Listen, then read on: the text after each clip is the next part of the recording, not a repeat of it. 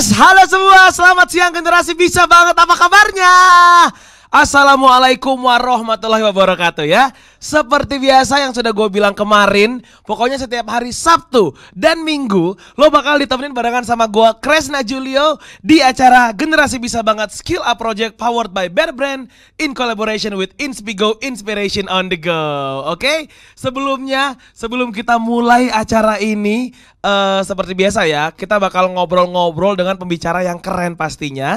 Tapi gue pengen sapa dulu nih buat kamu generasi bisa banget dimanapun kamu berada di seluruh Nusantara. Halo, bakal ditemenin barengan sama gue, Kresna Julio, seperti biasa di acara Generasi Bisa Banget Skill Up Project powered by Bear Brand in collaboration with Inspigo, Inspiration on the Go kali ini.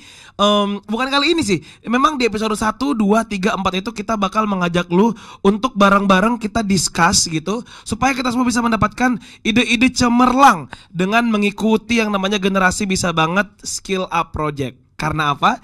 Karena hanya di sini lu bakal bisa menikmatin obrolan-obrolan yang seru, berkualitas. Coba siapa yang baru gabung hari ini? Ayo, telat kamu tuh. Karena kemarin itu gue sudah ngobrol banyak banget barengan sama Lizzy Para dan juga Samuel Ray. Kita sudah kupas habis-habisan mengenai reach your goals in uncertain condition. Tapi nggak apa-apa, dan again, mendingan telat daripada tidak sama sekali ya. Nah, kalau kemarin misalkan kita sudah ngobrol barengan sama Lizzy Para juga, sama Samuel Ray juga, kita sudah ngebahas tentang bagaimana sih caranya kita untuk reach our goals in this uncertain condition. Nah, kali ini kita bakal naik ke step berikutnya. Apa? Nanti bakal gue kasih tahu ya. Oke, by the way, gue juga pengen ngajak lo buat kamu semua generasi bisa banget di rumah pasti merasa, wah nyesel banget nih karena gue baru ikutan. Yang tadi gue bilang ya, daripada lo tidak sama sekali, mendingan lo terlambat.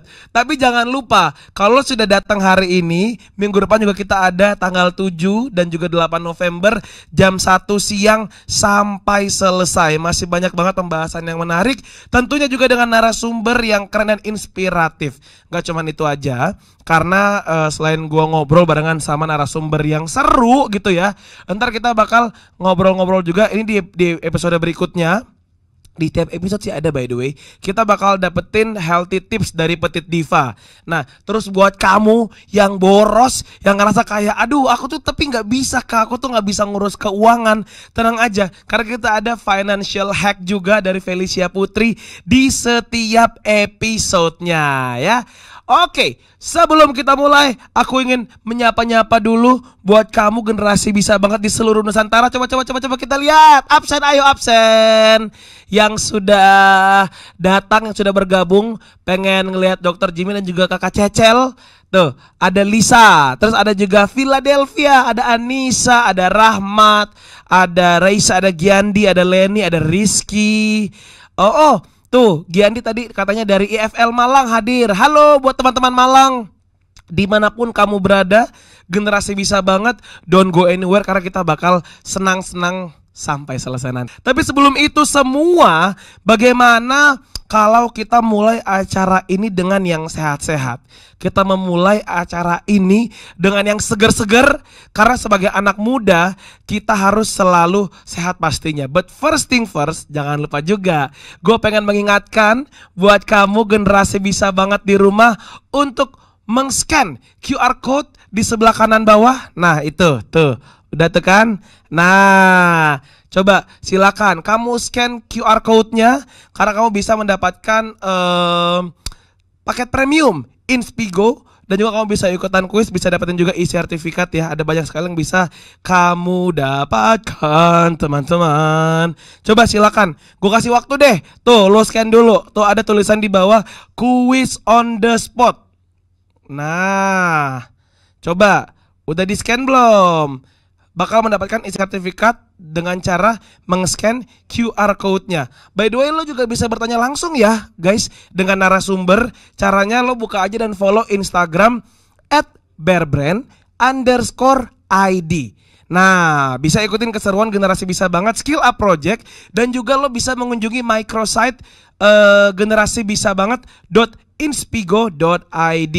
Oke, sudah tadi juga di scan QR code-nya. Sekarang kita akan memulai acara ini dengan yang sehat-sehat. Kita punya healthy tips dari Petit Diva. Let's go Petit Diva. Mau normal atau new normal? Kami harus selalu fit dan siap hadapi situasi. Kreatif cari solusi dan kolaborasi. Kami generasi penuh inspirasi. Kami generasi bisa banget. Bear Brand, rasakan kemurniannya dari Nestle.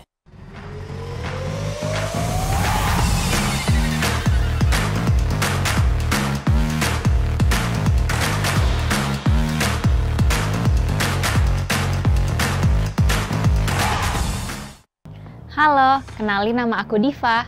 Saat kondisi seperti sekarang ini, makin besar alasan kita untuk harus selalu jaga kondisi.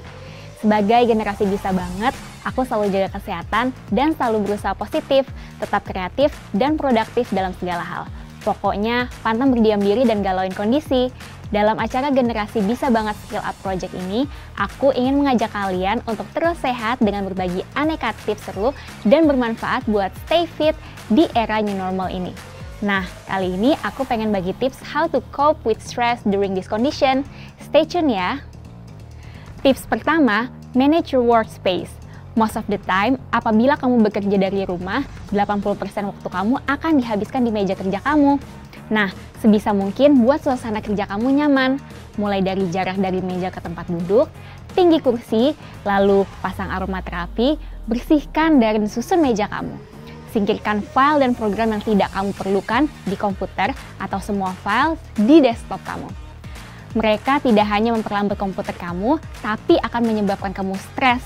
Nah, coba dilihat lagi barang apa saja yang kira-kira nggak diperlukan di meja kamu. Tips kedua, decluttering your living space. Rumah yang berantakan bisa menambah stres sehari-hari. Minimalisir barang-barang yang jarang kamu pakai dan donasikan kepada yang lebih membutuhkan. It's rewarding and makes life easier and happier, also simpler. Siapa aja sih yang masih nyimpen barang-barang dari mantan? Daripada bikin gak move on, mending sisihkan aja barangnya. Tips ketiga, limit your screen time. Bukan hanya terlalu lama melihat layar membuat mata lelah, tapi informasi-informasi yang terkandung di dalamnya, baik itu internet, TV, dan berita tentang kondisi saat ini akan membuat kita lebih stres. Start filtering information that you want to consume. Tips keempat, starting a conversation with the closest people to share feelings. Berbicara dari hati ke hati will never get old, terutama mereka yang paling mengerti kita. Bisa ke suami, ke orang tua, atau ke sahabat terdekat. Jangan pernah dipendam sendiri, sometimes all you need just to be heard. Tips terakhir, do what makes you happy or self-care at least minimum 1 hour per day tanpa terganggu. Pilih satu hal yang paling kamu suka dan membuat kamu relief. Gak harus exercise or meditate kok, karena sometimes exercise itu udah menjadi bagian dari lifestyle. Kayak mandi aja, suka atau enggak kamu tetap lakuin kan? Nah, ini yang memang aku lakuin kalau lagi stres dan mumet aja. Contohnya, aku suka masak, terlepas enak atau enggak, I just love to measure stuff. Kayak butuh konsentrasi penuh sehingga urusan kerjaan tuh bisa lupa sejenak. Atau suka berendam air panas sambil dengerin lagu. You do you! Nah, itu dia tips how to cope with stress during this condition. Stay positive, stay creative, and stay productive. Jangan kemana-mana ya, karena setelah ini akan ada talk show dari Dr. Jimmy Adrian dan Marcella FP.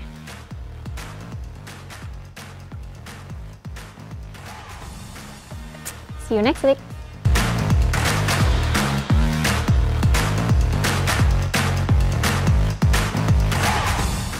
Yes, oke. Terima kasih Diva. Wow, hari ini sepertinya sangat spesial juga karena kalau kemarin Diva udah ngajarin kita bagaimana caranya supaya kita sehat secara fisik. Hari ini Diva mengingatkan kita untuk kita juga sebagai generasi bisa banget tentunya harus sehat secara mental. Ada banyak banget yang tadi Diva sudah ngasih tahu kita juga. Yang pertama adalah manage your workspace. Terus juga ada decluttering your living space, limit your screen time. Ya, ini dia nih, filter reading and watching. Karena ada banyak sekali informasi yang beredar. Jadi kita sebagai generasi bisa banget nih guys, kita harus bisa memfilter yang mana yang berguna untuk kita, atau mungkin yang mana yang hanya akan membawa negative vibes buat kita. Terus udah gitu juga ada starting a conversation with the closest people to share feelings. Jadi apapun yang kamu rasakan, jangan dipendam sendiri. Karena bagaimanapun kita harus ingat kalau manusia itu adalah makhluk sosial. Hei, semakin hari kita semakin bijak pemirsa. Apakah minggu depan akan jadi pembicara? Nanti kita lihat ya. Terus juga do what makes you happy at least minimum 1 hour per day tanpa terganggu. Jadi emang bagaimanapun yang penting adalah memanjakan diri sendiri, dan lo harus mengerti kalau diri sendiri itu lo butuhnya lagi apa sih. Buat kamu generasi bisa banget di rumah ya. Oke. Seperti yang sudah kita alami bersama 2020, sekarang sudah masuk ke bulan November.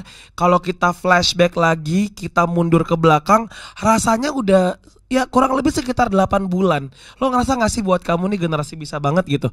Rasanya sudah sekitar 8 bulan kita ada di situasi seperti ini, yang mendadak semua kebiasaan kita berubah, semua rutinitas kita berubah. Siapa sih yang nyangka kalau ternyata 8 bulan ke belakang kita bakal terbiasa sekolah dari rumah, kita bakal terbiasa meeting dari rumah.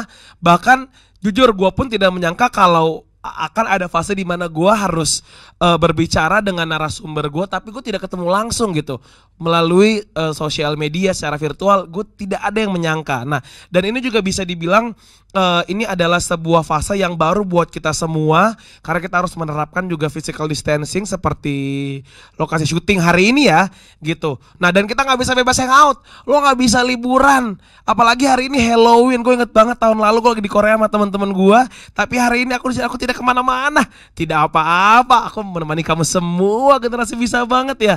Karena dengan keadaan yang ada, kita ini tidak mempunyai pilihan, tapi kita sebagai generasi bisa banget, walaupun kita nggak punya pilihan, kita harus bertahan. Nah itu dia ya, walaupun memang tidak sedikit orang yang kayaknya ngerasanya kayak jadi tertekan, jadi stres gitu ya. Nah, bagaimana cara kita membangun kesehatan mental kita nih supaya kita nggak depresi walaupun situasinya lagi kayak gini? Makanya itu di sesi talk show siang ini kita sudah punya 2 pembicara. Yang pertama ada salah satu penulis buku Indonesia yang dikenal dengan cerita generasi 90-an. Nah, buat anak-anak 90-an pasti sudah akrab ya. Ini adalah seorang perempuan yang perjuangan itu menghasilkan karya tidak sia-sia. Bahkan kita semua bisa bilang perjuangan dia luar biasa. Nah, dengan penjualan buku sebanyak 120 eksemplar dalam waktu kurang lebih 8 bulan. Bahkan nih, ini seru banget karena gue juga baru tahu di situasi seperti ini ya, di pandemi ini, Cecil juga sempat mengeluarkan buku yang berjudul Tidak Ada Yang Kemana-Mana Hari Ini. Wow, gue inget banget bukunya. Nanti kita cerita tentang hari ini. Terus lately dia mengeluarkan buku judulnya Tidak Ada Yang Kemana-Mana Hari Ini. Jadi sebentar lagi Marcella FP bakal hadir bersama kita walaupun lewat virtual ya. Selain itu, nah ini dia nih yang kamu tunggu-tunggu. Kita juga kedatangan Dr. Jimmy Ardian, seorang dokter spesialis di bidang psikiatri. Nah, dan buat kamu juga guys, lo bisa bertanya langsung ke Marcella, ke Dr. Jimmy juga bisa, dengan cara menuliskan pertanyaan kamu di kolom komentar. Silakan tulis di live chat ya. Jadi mau nanya apa dari sekarang, mau nanya juga boleh. Nanti kita pilih dan akan langsung kita sampaikan ke Marcella dan juga Dr. Jimmy. Atau lo juga bisa klik di bio bit.ly/generasi bisa banget untuk join activation, ataupun lo bisa kunjungi web kita di generasibisabanget.inspigo.id. Oke, kita bakal ngobrol-ngobrol barengan sama Marcella FP dan juga ke Dr. Jimmy Ardian. So don't go anywhere, stay tuned di Generasi Bisa Banget Skill Up Project powered by Bear Brand in collaboration with Inspigo, Inspiration on the go. Stay tuned. Mau normal atau new normal? Kami harus selalu fit dan siap hadapi situasi. Kreatif cari solusi dan kolaborasi. Kami generasi penuh inspirasi. Kami generasi bisa banget. Bear Brand, rasakan kemurniannya dari Nestle.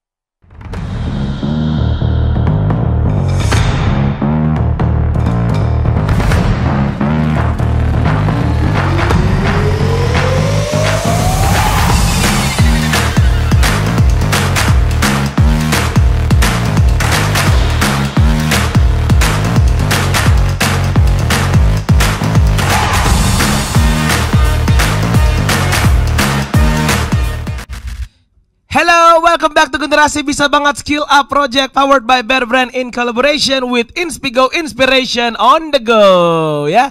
Dan sekarang kita sudah bergabung di studio ada Dr. Jimmy Ardian. Halo Dr. Jimmy. Halo Mas. Yes, tapi sebelumnya kita mau ngasih tau juga buat kamu teman-teman Generasi Bisa Banget di rumah. Di sini kita syutingnya menerapkan protokol kesehatan ya, karena bisa dilihat gua dengan Mas Jimmy jaraknya 12 meter ada kali, nggak kelihatan. Ada nih, jauh banget sebenarnya. jauh banget. Jadi ngomongnya agak gedean ya Mas ya. Terus udah gitu juga di sini semua teman-teman di belakang kamera semuanya pakai masker. Bahkan tadi ada yang meeting sama gua, maskernya 2 lapis. Gue takut mukanya ungu, syuting belum kelar. Jadi buat kamu juga harus menerapkan protokol kesehatan tentunya ya dokter ya. Oke. Tapi dokter, kalau di studio kita sudah bersama Dokter Jimmy. Nah di rumah juga kita sudah ada Marcella FP. Halo Marcella. Halo, apa kabar semuanya? Kresna, Dokter Jimmy. Baik. Sehat. Baik. Marcella, kita enaknya manggilnya Marcella, Marcel. Oh, lebih ke cepat pulang cepat kembali, jangan pergi lagi. Atau Cecel? Cecel aja, guys. Oke, Cecel aja ya. Oke, bagaimana kabarnya Dokter Jimmy dan juga Cecel? Sehat Dokter Jimmy dulu, sehat dok? Sehat, thank you. Sudah 8 bulan kita nggak kemana-mana. Gimana? Apakah sudah cukup stres dok? Wajah saya menampilkan kalau saya 8 bulan stres ya? Enggak sih. Benar sekali maksudnya. Kalau Cecel gimana? Bahkan sampai hari ini pun Cecel masih di rumah ya. Udah 8 bulan gak kemana-mana. Bisa dibilang gimana rasanya? Awalnya sih struggling ya, sama seperti teman-teman lainnya. Tapi lama-kelamaan ya beradaptasi. Akhirnya bisa kayak gini, sekarang tuh terbantu banget. Bisa sistem daring gini. Banyak hal yang jadinya lebih efisien. Oke, nah ini kalau sekarang kita ngomong masalah pandemi, karena kan ini bisa kita bilang ini adalah suasana yang sangat menegangkan, sangat horor, karena banyak sekali masalah yang disebabkan. Mungkin ada banyak agenda-agenda Dokter Jimmy, agenda-agendanya Cecel juga yang udah direncanakan tahun ini, tapi nggak ada, mungkin ya harus dipending, bahkan ada yang batal gitu. Nah, bagaimana sih tanggapan Dokter Jimmy dan juga Cecel mengenai pandemi sekarang ini? Siapa duluan nih? Dokter Jimmy dulu, saya dokter. dulu. Ini kebiasaan gue nih, gue suka lupa nggak tahu siapa dulu yang jawab. Iya, tentu ya kita semua kan punya masing-masing agenda, rencana. Betul. Di tahun ini. Nggak ada yang merencanakan, oh tahun ini 2020 saya mau pandemi gitu, nggak ada. Iya betul. Gitu. Sehingga wajar kalau saya rasa kita kebingungan di awal-awal, struggling di awal-awal. Tapi kemampuan manusia salah satunya adalah kemampuan adaptasi, sehingga makin kesini saya rasa teman-teman yang generasi bisa banget juga lebih mampu beradaptasi perlahan-lahan. Kalau saya sendiri juga sama kurang lebih ya berarti. Kayak dokter juga generasi bisa banget ya. Iya. Yes. Kalau dari kemarin tiap yang ngomong generasi bisa banget, selamat Anda repeat order. Kalau Cecel gimana Cecel? Kamu menanggapi pandemi COVID-19 ini? Udah 8 bulan ya in total ya? 8 bulan, dan yang paling berat sih sebenarnya di beberapa bulan awal ya.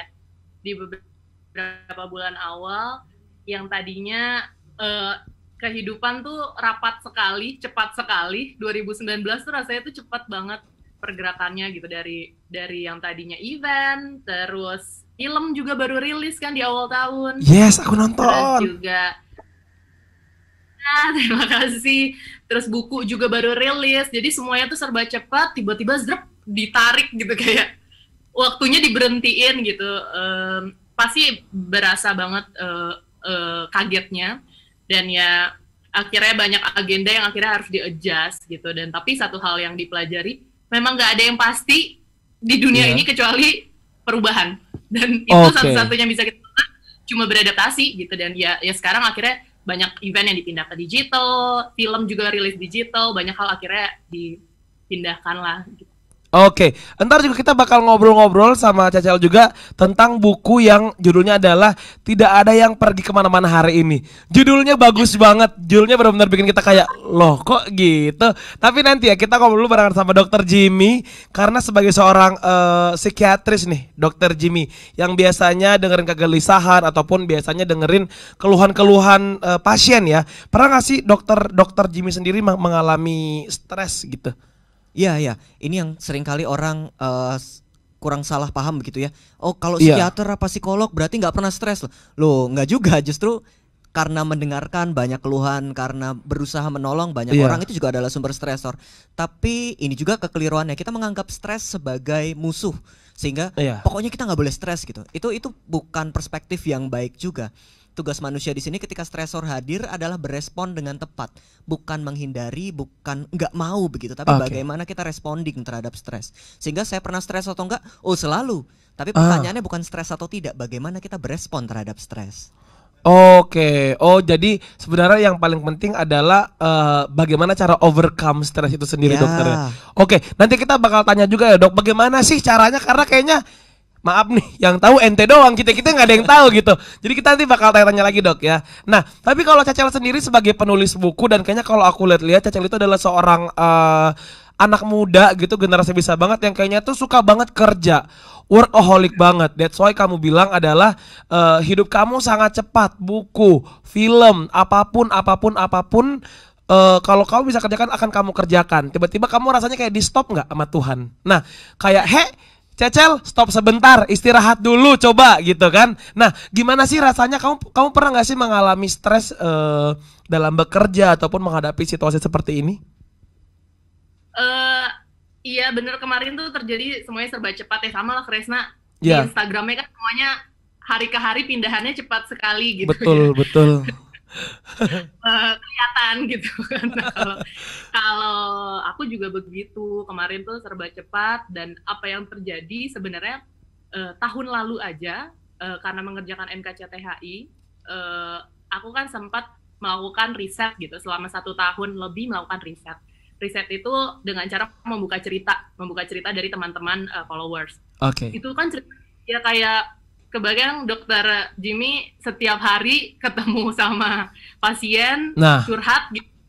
Aku kan kebetulan nggak punya fondasi, aku nggak punya basic itu, aku nggak punya ilmunya, dan waktu itu terima cerita banyak banget, ribuan cerita setiap malam. Sebelum sampai ke 2020 ini aja aku tuh udah cukup drain, kayak capek banget dengerin kok ternyata energi itu menyerap ya, energi negatif, kesedihan dan lain-lain. Berlanjutlah kelelahan itu ke 2020, tiba-tiba drop, semuanya hilang. Kita semua lah sebenarnya. Ya bukan cuma aku yang menurut aku yang bikin tenang, yaitu dirasakan oleh banyak orang. Ini dirasakan sedunia, jadi kesulitan itu saat dirasakan bersama-sama, jadi ya nggak apa-apa ya gitu.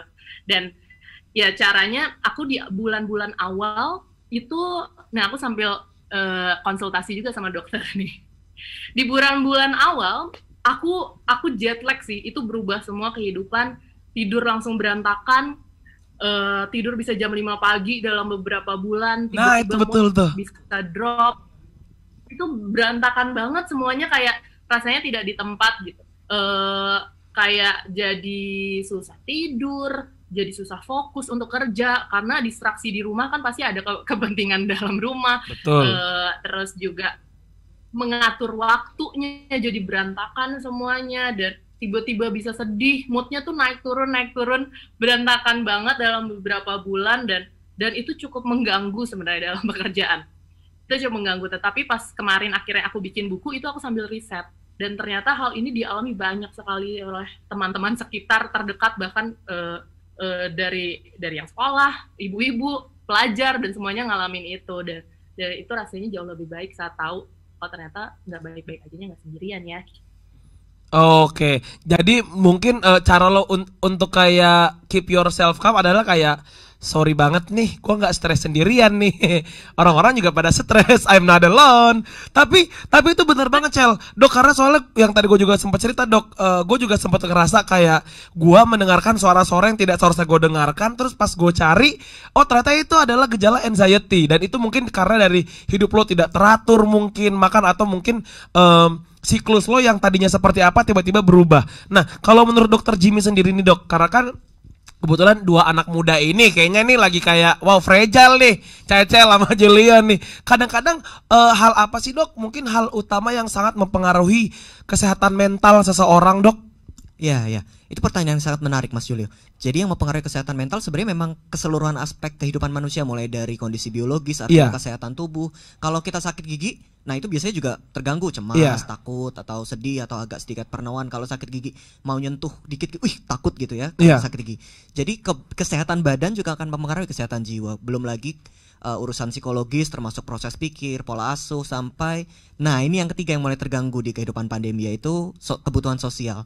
Kita tahu secara biologically inherit manusia itu makhluk sosial, itu belajar dari SD ya. Betul. Itu kenapa ketika kita lagi stres sebenarnya ada naluri alamiah untuk saya mencari orang lain, untuk kita reach out ke orang lain. Di masa pandemi saat ini itu tuh nggak ada. Berbeda misalnya pada kejadian bencana alam atau pada kasus-kasus yang secara natural terjadi, kita bisa reach out ke orang lain. Sementara di pandemi ini nggak ada. Itu memperburuk kemampuan kita cope dengan stresor. Oke. Jadi memang tadi ada, tapi menarik sih dok, karena yang dokter bilang sebenarnya kebutuhan bersosial itu yang sebenarnya, apalagi buat saya dok, hamba-hamba Sagittarius ya, yang anaknya main mulu tiba-tiba ada koroncuy, nggak boleh kemana-mana, bawaannya stres dok. Tapi kalau untuk Cecel sendiri kan kurang lebih ini kita pandemi sudah 8 bulan, dan tadi Cecel juga sempat bilang bahwa yang paling berat itu adalah di awal-awal, betul? Berarti sekitar April, Mei, Juni ya? Betul. Nah, apa sih yang lo rasain gitu? Maksudnya, oke, lo bilang itu berat, oke, lo bilang itu stressful, tapi ketika kita pengen masuk lagi, kita pengen ngobrol lagi, apa sih yang sebenarnya lo rasakan gitu? Karena kalau dulu gua sih, dulu gua pas April, Mei itu gua tuh ngerasa bener-bener kayak, gua tuh sampai panik karena gua ngerasa sepi banget, kayak takut deh akhir zaman gitu, takutnya kayak gitu. Nah, kalau Cecel sendiri apa yang lo rasain, Cel? Mohon maaf nih, kita penakut. Ya, betul. Itu salah satu kekhawatiran banyak orang ya. Ya, betul. Betul. Sama, mirip-mirip, dan yang benar kata dokter gini, aku akhirnya belajar sih, nyari tahu, karena kan kayak ngerasain badan nggak nyaman, tapi nggak tahu apa sumber itu, paling nggak enak. Menurut aku yang paling bikin gelisah adalah nggak tahu apa nih sumber pastinya nih, apa sih, sedih, kehilangan, apa takut, apa itu yang sulit. Nah akhirnya aku belajar waktu itu untuk mencari sumbernya. Selama kira-kira 3 bulan tuh benar-benar struggling, yang tidur jadi jam 5 pagi, tiba-tiba nggak tahu kenapa tiba-tiba nangis gitu, atau emosi-emosi yang di luar kontrol gitu. Akhirnya setelah mempelajari, seperti yang kata dokter Jimmy bilang, pada dasarnya kita makhluk sosial gitu, manusia perlu terkoneksi satu sama lainnya, dan akhirnya aku mencoba untuk menyiasati. Aku sampai sempat ngobrol sama psikolog juga, sempat konsultasi, cari tahu lah, benar-benar ngulik apa yang terjadi di gue ya gitu. Apakah ini dialami oleh semua para generasi bisa banget, apakah gue doang gitu. Dan akhirnya sambil belajar, oh ya ternyata udah di rumah aja, banyak tidurnya, nggak olahraga, betul, tidak makan berantakan, ya energi yang biasanya dipakai berkegiatan keseharian tiba-tiba disimpan aja di dalam kamar gitu. Dan akhirnya belajar, oh ternyata pas baca, oh, harus olahraga supaya hormonnya seimbang, harus makan sehat, nano. Yang tadinya itu cuma konsep, yang tadinya aku rasa kayak, oh iya gue tahu dari kecil, gue juga tahu cara untuk sehat begitu. Yes. Tapi pas terjadi benar-benar udah gak nyaman di diri, nggak ada pilihan selain harus bergerak. Waktu itu satu-satunya cara kayak, oke, masa mau nggak jelas terus nih di kamar, uring-uringan, goler-goler, nggak ngapa-ngapain, produktif banget, tiba-tiba terus ada tuh kepikiran gitu, Jul, kayak terus kalau besok kiamat gue gini-gini aja nih. Nah itu dah, itu tuh gue tuh, mana sholat juga kita lengkap-lengkap ya kan, subuh kesiangan, duha kelupaan. Ada 2 ya, Jul, bagus. Ya itu salah satunya, kayak terus gimana caranya untuk bangkit dari kondisi yang nggak nyaman banget gitu. Dan ya udah, salah satunya bikin karya itu, Jul, buku Tidak Ada Yang Kemana-Mana Hari Ini. Itu salah satu momen dimana gue bingung lihat kondisi negatif banget, berita nggak, semua media apapun ngasih kabar negatif tentang pandemi. Setuju. Pilih mau media anak muda, media dewasa, semuanya itulah. Setuju. Dan akhirnya kayak, gue gimana ya, gue harus melakukan apa ya, masa gue cuma diam gitu. Dan akhirnya dari situ memutuskan oke, harus dipaksakan untuk mulai lagi atur jadwal, mulai kehidupan normal dengan keterbatasan, terus mulai bikin karya. Yang karya itu memang tujuannya waktu itu dijual untuk didonasikan untuk mereka yang terkena dampak pandemi. Dan itu membantu sekali sih, membantu sekali. Tidur diatur, bangun lebih pagi, olahraga, meditasi, memberikan waktu untuk diri sendiri mencerna. Kayak oke, gue lagi nggak nyaman. Kadang kan kita kayak keburu-buru untuk cepat baik-baik aja ya. Betul. Kayak gue berusaha untuk oke, gue cerna dulu, oke ini takut, marah, apa-apa. Setelah bisa mendefinisikan itu, baru gue kayak oke lah, gue tahu harus menghandle seperti apa. Dan mungkin caranya berbeda-beda ya dok ya, kalau setiap orang untuk coping. Iya, beda-beda ya dok ya caranya setiap orang. Benar-benar beda-beda caranya setiap orang. Ada yang pakai olahraga, ada yang pakai makan yang sehat. Tapi secara prinsip memang kita perlu kenalin ke diri sendiri nih. Kalau nggak nyobain kan nggak kenal ya. Iya betul. Kalau cuma baca doang, oh saya baca olahraga bisa bikin buat coping nih, tapi dia cuma baca doang. Nah itu nggak kenal. Tapi dok, kebetulan sih kalau aku waktu itu aku memilihnya, aku tidak memilih makan dan olahraga ya, aku memilih tidur. Hasilnya aku semacam kembar siam sama logo Bear Brand. Tapi nggak apa-apa, karena memang semua orang punya caranya masing-masing. Oke, Cecel, nanti kita bakal ngobrol lagi Cecel bentar ya. Nah, dokter, ini aku mau ngasih tahu dokter nih, karena menurut sebuah survei online yang dilakukan oleh Perhimpunan Dokter Spesialis Kedokteran Jiwa Indonesia, WD singkatannya dong, PDSKJI, sungguh susah diingat ya. PDSKJI katanya sebanyak 64,3% dari sampel responden dok itu memiliki masalah psikologis cemas atau depresi yang diakibatkan oleh pandemi ini. Nah, kalau menurut dokter Jimmy sendiri, sebenarnya apa sih yang menyebabkan kenapa pandemi ini itu kenapa gara-gara pandemi ini tingkat kecemasan atau tingkat depresi seseorang itu meningkat pesat? Iya. PDSKJ emang susah ya mas ya? PD aja lagi. Udah gitu aja PDSKJI dok, PDKDS. Sorry dok, susah banget demi Allah. Ampun jangan di-push. Iya, pandemi ini memang merupakan sebuah stresor, dan ketika stresor terjadi sementara manusia belum mampu untuk overcome itu, maka akan ada simptom-simptom atau keluhan-keluhan yang mungkin muncul. Dalam hal ini salah satunya adalah cemas dan mungkin sebagian dari gejala depresi. Tapi tidak dalam bentuk diagnosis di sini ya, hanya bentuk gejalanya saja. Kenapa manusia bisa cemas? Salah satunya adalah karena adanya ancaman atau potensi ancaman, sehingga pikiran kita terus-menerus cepat untuk berusaha mengeliminasi potensi ancaman tersebut. Badannya ada di sini, tapi pikirannya berusaha cepat ke depan. Betul. Gimana biar saya nggak ketularan misalnya, atau gimana saya biar bisa ketemu teman-teman lagi misalnya, atau gimana badannya di sini, pikirannya cepat banget, sehingga kecemasan ini tidak bisa dihilangkan. Dok, tapi saya nggak mau mikirin cemas itu, tapi kepikiran sendiri. Exactly, itu yang terjadi secara otomatis karena fungsi dari emosi negatif, boleh dikatakan begitu, fungsinya adalah survival, dan kebutuhan sosial itu kebutuhan dasarnya manusia, sehingga rasanya ketika itu nggak ada, kok secara naluriah kita tuh nggak safe, kita butuh survive, sehingga pikiran tadi menjadi sangat cepat. Hal ini yang perlu disadari sama-sama, bahwa ini barusan adalah pikiran kebutuhan. Kita butuh cari, saya suka banget tadi Cecil bilang, saya mencari tahu ini sebenarnya emosi apa dan apa yang perlu kita lakukan untuk overcome, karena itu yang perlu kita lakukan. Berhenti di pikiran saja hanya sebagai ide itu nggak ngebawa kita kemana-mana, bahkan biasanya cenderung akan mikirin doang gitu. Itu saya dok, itu saya. Sorry, mohon maaf, itu saya. Saya berbeda dengan Cecel. Oke.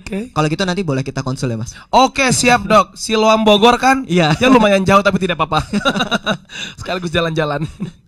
Oke, berarti emang seperti yang tadi dokter bilang ya, bahwa sebenarnya tuh yang Caca lakukan tadi bisa dibilang sangat amat bermanfaat buat diri sendiri ya. Iya, kita kenali emosinya dan kita pahami dulu ini kebutuhan dari tiap emosi itu apa, karena setiap emosi tadi pada dasarnya punya kebutuhan yang perlu dipenuhi. Nah, itu dia. Tetapi mungkin kalau kita tarik lagi dok, mungkin tidak semua orang bisa semandiri seorang Cecel. Mungkin ada beberapa teman-teman kita generasi bisa banget di rumah yang kayak ended up mereka akan hanyut dalam emosinya sendiri. Mereka akan hanyut dalam hal-hal yang ya ibarat kata mereka stres tapi mereka tidak tahu harus ngapain dok. Nah, sebenarnya apa aja sih dok dampak dari stres dan juga cemas gitu. Maksudnya dampaknya tuh apa sih ke tubuh dan ke otak kita, Dok, sebenarnya? Wah, ini pertanyaan bagus banget ini. Karena ketika kita bicara soal stres seakan-akan itu cuma soal pikiran gitu ya. Saya suka kepercayaan dirinya. By the way, ini pertanyaan bukan dari saya harus ngaku. Terima kasih tim kreatif. Oke. Ketika kita bicara soal cemas, stres, kita berasumsi bahwa itu hanya ada di perasaan dan pikiran, which is not. Ketika kita cemas, ketika kita stres, kalau dirasakan di badan, jantung kita tuh pumping lebih cepat. Terus nafas kita agak cepat tapi nggak puas gitu rasanya, kayak nyangkut.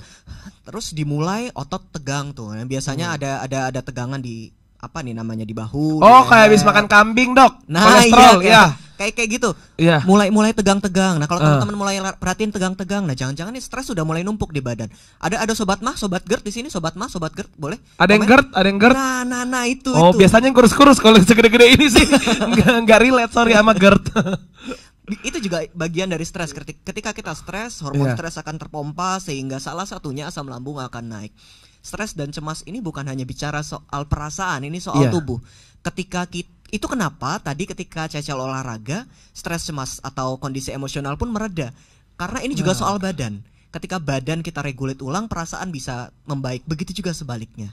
Oke, jadi emang dampaknya tuh ada banyak sekali ya, dan mungkin sepertinya itu kita harus mencari tahu gitu. Nah, oke, sekarang kita bakal baca pertanyaan dari generasi bisa banget di rumah nih. Ada dari Fajar Ayuning Nastiti, katanya, Assalamualaikum Kak, saya Fajar Ayu dari Mix UB. Izin bertanya, bagaimana cara kita untuk tidak overthinking di masa pandemi ini? Karena jujur Fajar Ayuning Nastiti ini dia anaknya overthinking banget. Mungkin dari Kak Cecel ada yang mau dibantu? Ada yang mau dibantu.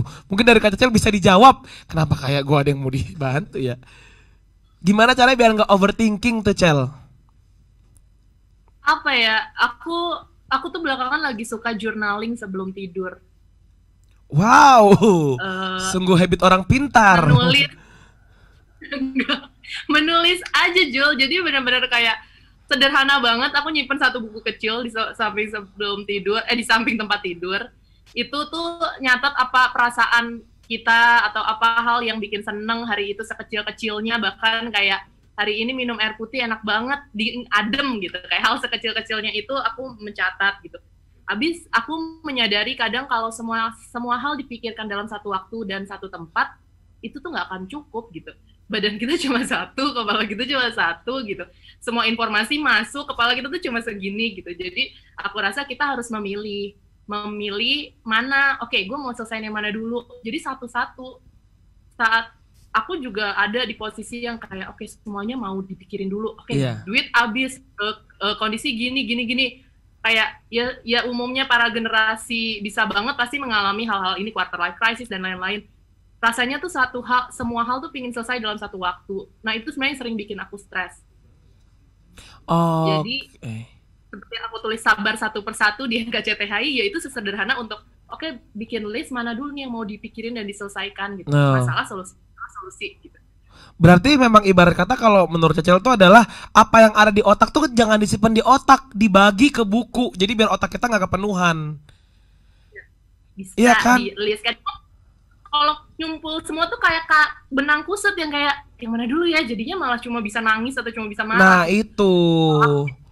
Jadi ya mungkin salah satunya dengan dijabarkan apa sih sebenarnya. Nah, berarti emang buat kamu generasi bisa banget sebelum tidur tuh nulis. Ya jangan nonton drakor sampai lu ketiduran, HP jatuh, kebangun lagi nonton lagi. Gitu aja sampai azan subuh. Nah, tapi kalau menurut Dokter Jimmy sendiri, Dok, gimana sih caranya supaya tidak overthinking? Ini kan kalau tadi kan Caca sharing dari pengalaman. Nah, kalau dari sisi seorang dokter sendiri, psikiatris sendiri, gimana sih, Dok, biar nggak overthinking? Saya mau agak sok-sok ilmiah menjelaskan yang dilakukan Cecil dulu deh. Nah, nggak apa-apa, berarti saya akan memperhatikan, Dok. Yang dilakukan dengan journaling itu sebenarnya punya landasan ilmiah yang cukup logis sebenarnya. Semua yang dia lakuin bener ya kayaknya. Benar. Gak pernah gue lakuin lagi, semua yang dia lakuin. Aduh, gimana nih hidup gue. Ketika kita journaling sebenarnya kita bukan hanya sedang menuliskan yang ada di kepala, tapi kita sedang mengidentifikasi juga. Barusan apa yang terjadi, sehingga proses pikir yang over tadi menjadi relatif melambat. Itu kan lapis pertama, saya sedang identified. jadi itu melambat. Lapis kedua yang lebih melambat, saya mencoba menulis. Kalau kita perhatiin, nggak mungkin tulisan itu sama cepatnya sama pikiran. Betul. Pasti jauh lebih lambat, sehingga prosesnya menjadi lebih lambat. Tapi karena ditanya tips, jadi ya nggak boleh cuma itu doang. Narasumber apa nih cuma Iya, jelasin betul, doang ya. betul dok, bikin 7 menit dok. 2 lagu kalau di radio mah. Saya biasa mengajak teman-teman yang konsultasi soal overthinking itu untuk bikin jadwal overthinking. Karena overthinking itu sebenarnya sebuah kebutuhan juga untuk kita. Saya butuh untuk merenungi sebenarnya masalahnya ada di mana, apa yang bisa saya selesaikan. Tapi kalau itu terjadi di waktu yang terus-menerus, kita nggak kontrol, nah ini masalah. Jadi saya biasanya menyarankan kita punya jadwal khusus untuk overthinking. Let's say jam 7 sampai jam 8 malam setelah makan malam begitu. Misalnya begitu. Di luar itu nggak boleh. Di luar itu nggak boleh pokoknya. Selesai jadwalnya selesai ya selesai. Tapi di jam itu apapun yang terpikir boleh untuk dipikirkan dan boleh untuk dituliskan. Sehingga kita punya kontrol terhadap overthinking. Kalau kita punya kontrol namanya bukan over dong ya. Iya, namanya betul. thinking. Nah, itu yang bisa jadi produktif. Yang kedua, biasakan ketika kita sedang overthinking coba kita pisahkan. Ini hal yang saya pikirin ini dalam kendali saya atau enggak. Kalau itu enggak dalam kendali saya, lah ngapain dipikirin? Capek-capek gimana nanti 2 tahun lagi nggak ada urusannya, percuma kita pikirin. Coba pikirkan hal-hal yang lebih bisa kita ukur dan bisa kita kendalikan sehingga lebih mudah buat mikirinnya di jam-jam tadi. Wow, ini menarik banget dok. Karena tadi dokter bilang berarti sebenarnya kata dokter itu adalah overthinking itu justru lo hadapin tapi lo jatahin waktunya. Nah, permasalahannya dok, kalau saya overthinking itu datangnya pas udah mau tidur. Kita udah cuci muka, sikat gigi, udah baringan. Ya Allah, overthinking lagi sampai subuh. Gimana sih dok cara kita untuk menjatahkan gitu? Karena seringnya mungkin juga generasi bisa banget dan mungkin Cacel juga bisa ngerasain ya. Overthinking itu datangnya ketika kita lagi rebahan nih, mata kita kosong nih kayak mata putih gini nih, tiba-tiba aduh muncul semua nih pemikiran gitu. Iya. Untuk awalnya memang susah mas. Untuk awalnya tuh kita akan punya naluri buat terus-menerus mikirin. Betul, tapi dok. ketika kita sambil berjalan boleh berikan notes gitu. Oke, gue kepikiran ini, gue tulis dulu. Ini yang akan gue bikin overthinking. Tapi jadwalnya udah habis. Next, pause dulu. Ini waktu saya untuk, nah terserah untuk apa. Tidur. Tapi kepikiran lagi, nggak apa-apa. Bikin notes lagi. Pause sebentar. Kita butuh ngelatih remnya otak nih. Jadi overthinking itu terjadi karena gasnya blong, remnya nggak ada. Iya betul. Kita butuh ngelatih rem. Untuk awal-awal pasti susah ya. Iya. Susah bukan berarti nggak bisa. Kita butuh ngelatih remnya ulang. Oke, berarti memang pelatihan. Kita harus melatih diri kita sendiri. Bisa kok buat kamu generasi bisa banget di rumah. Seperti yang tadi dokter Jimmy dan Cacel bilang, emang kalau kita bisa gabungin itu adalah lo harus bisa kontrol diri lo. Self control adalah yang terpenting ya. Tapi dokter, di sisi lain, social distancing itu membuat kita semua bergantung dengan yang namanya sosial media, teknologi untuk berkomunikasi. Kita bisa ngobrol barengan sama Marcella FP dari rumah semua thanks to teknologi juga ya pastinya ya. Nah, katanya stres itu perlu dibuka pintunya melalui komunikasi dok. Menurut Marcella nih dan juga dokter Jimmy, sebenarnya komunikasi melalui audio visual online dapat membantu gak sih untuk mengurangi tingkat stres seseorang? Misalkan gini, kita lagi stres nih, kita sama teman kita ngobrol curhat tapi lewat Zoom.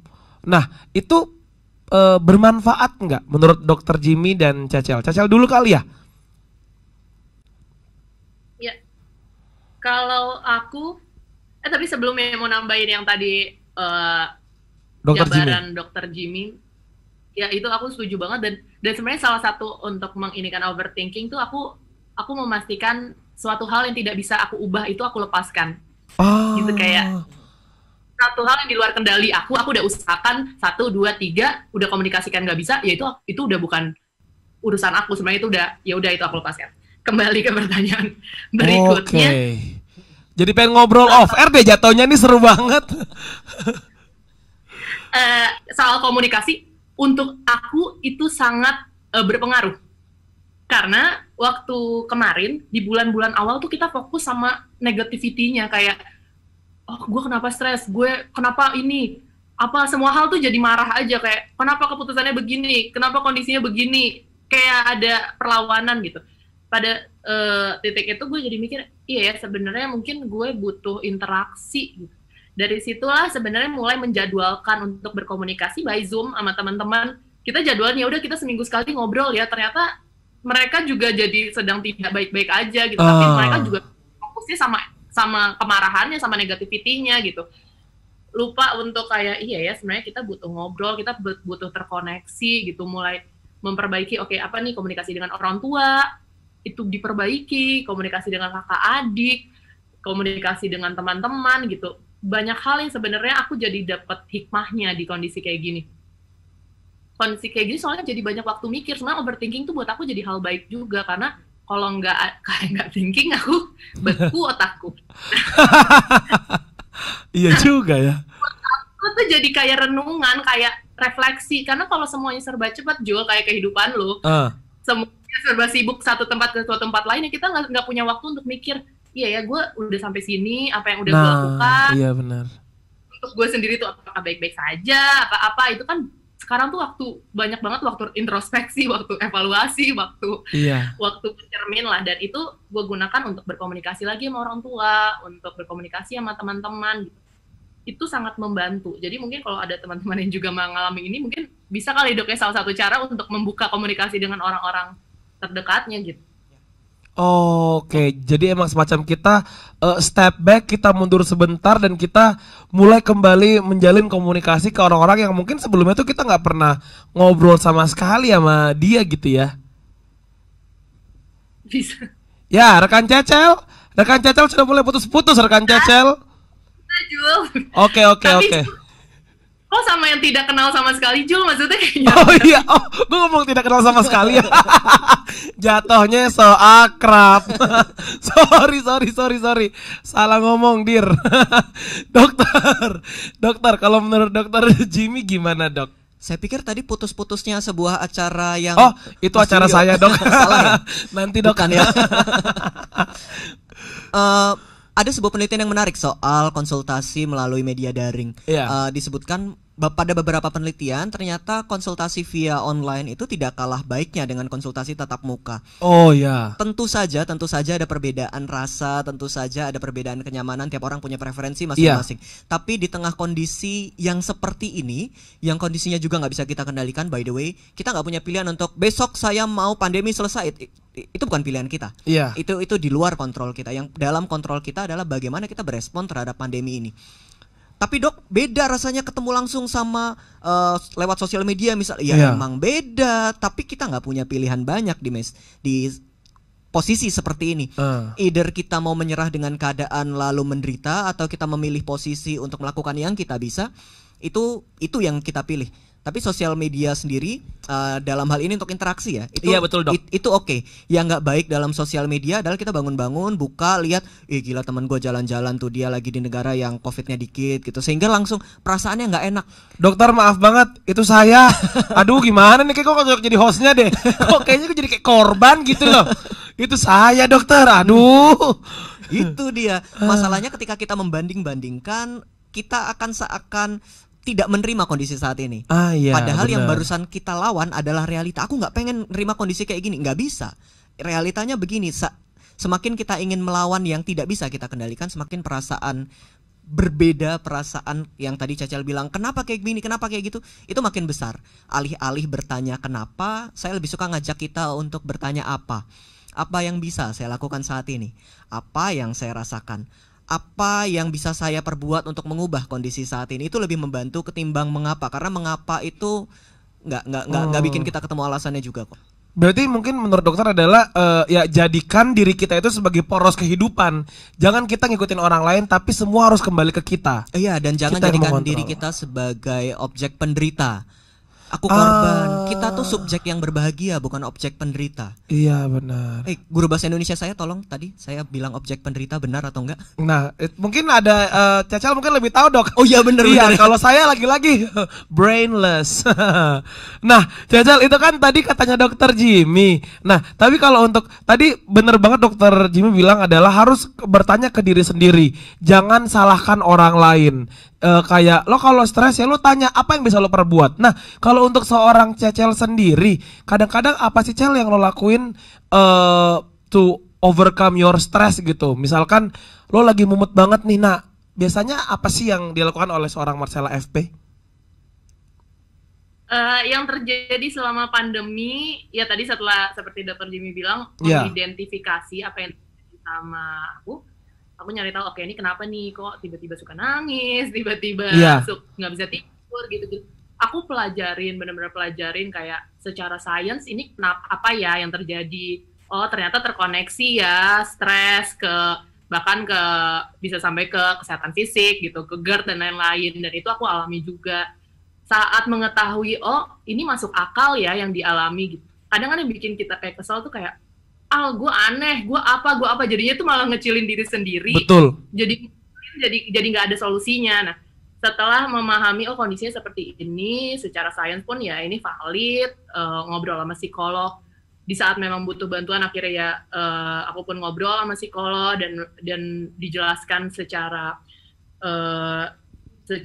jelas gitu kayak, oh ya memang hal ini mungkin terjadi di kondisi seperti ini. Dan yang aku lakukan waktu itu adalah pertama memperbaiki pola hidup, karena nggak usah ada pandemi ini aku tuh pola hidupnya juga berantakan, nggak olahraga, makan ngasal, begadang, kerja terus, hidupnya tuh berantakan. Dan akhirnya dikasih pandemi yang benar-benar nggak punya pilihan lain gitu, kerja juga yang ada aja nggak bisa maksimal.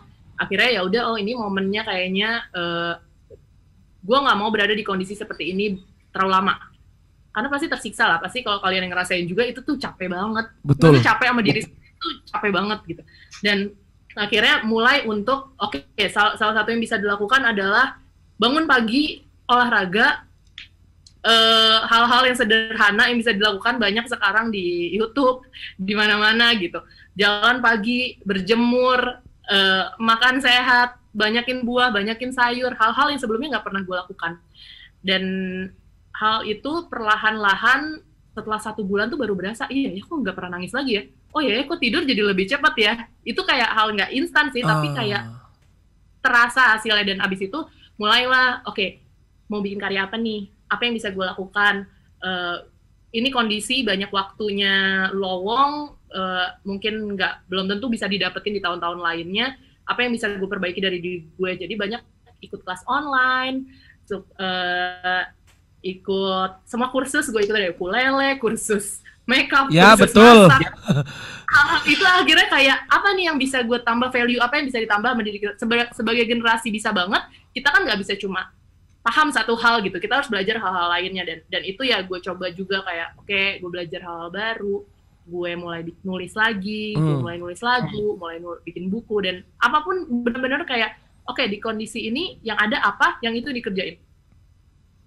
Jadi mimpinya nggak setinggi yang tahun lalu gitu, nggak pengen yang oke gue punya ini, punya apa-apa, enggak. Benar-benar kayak oke, adanya ini A B C D, oke ini aja deh, gue maksimalinnya sejauh apa. Oke. Nah, Dok, ini agak menarik karena gue juga sempat ngelakuin apa yang Caca lakuin dengan dia ikutin semua kursus. Karena gue tuh tipe orang yang gue tuh lumayan suka nonton acara variety show Korea. Akhirnya gue les lah, gue kursus nih online nih bahasa Korea nih. Sama gurunya dikasih PR.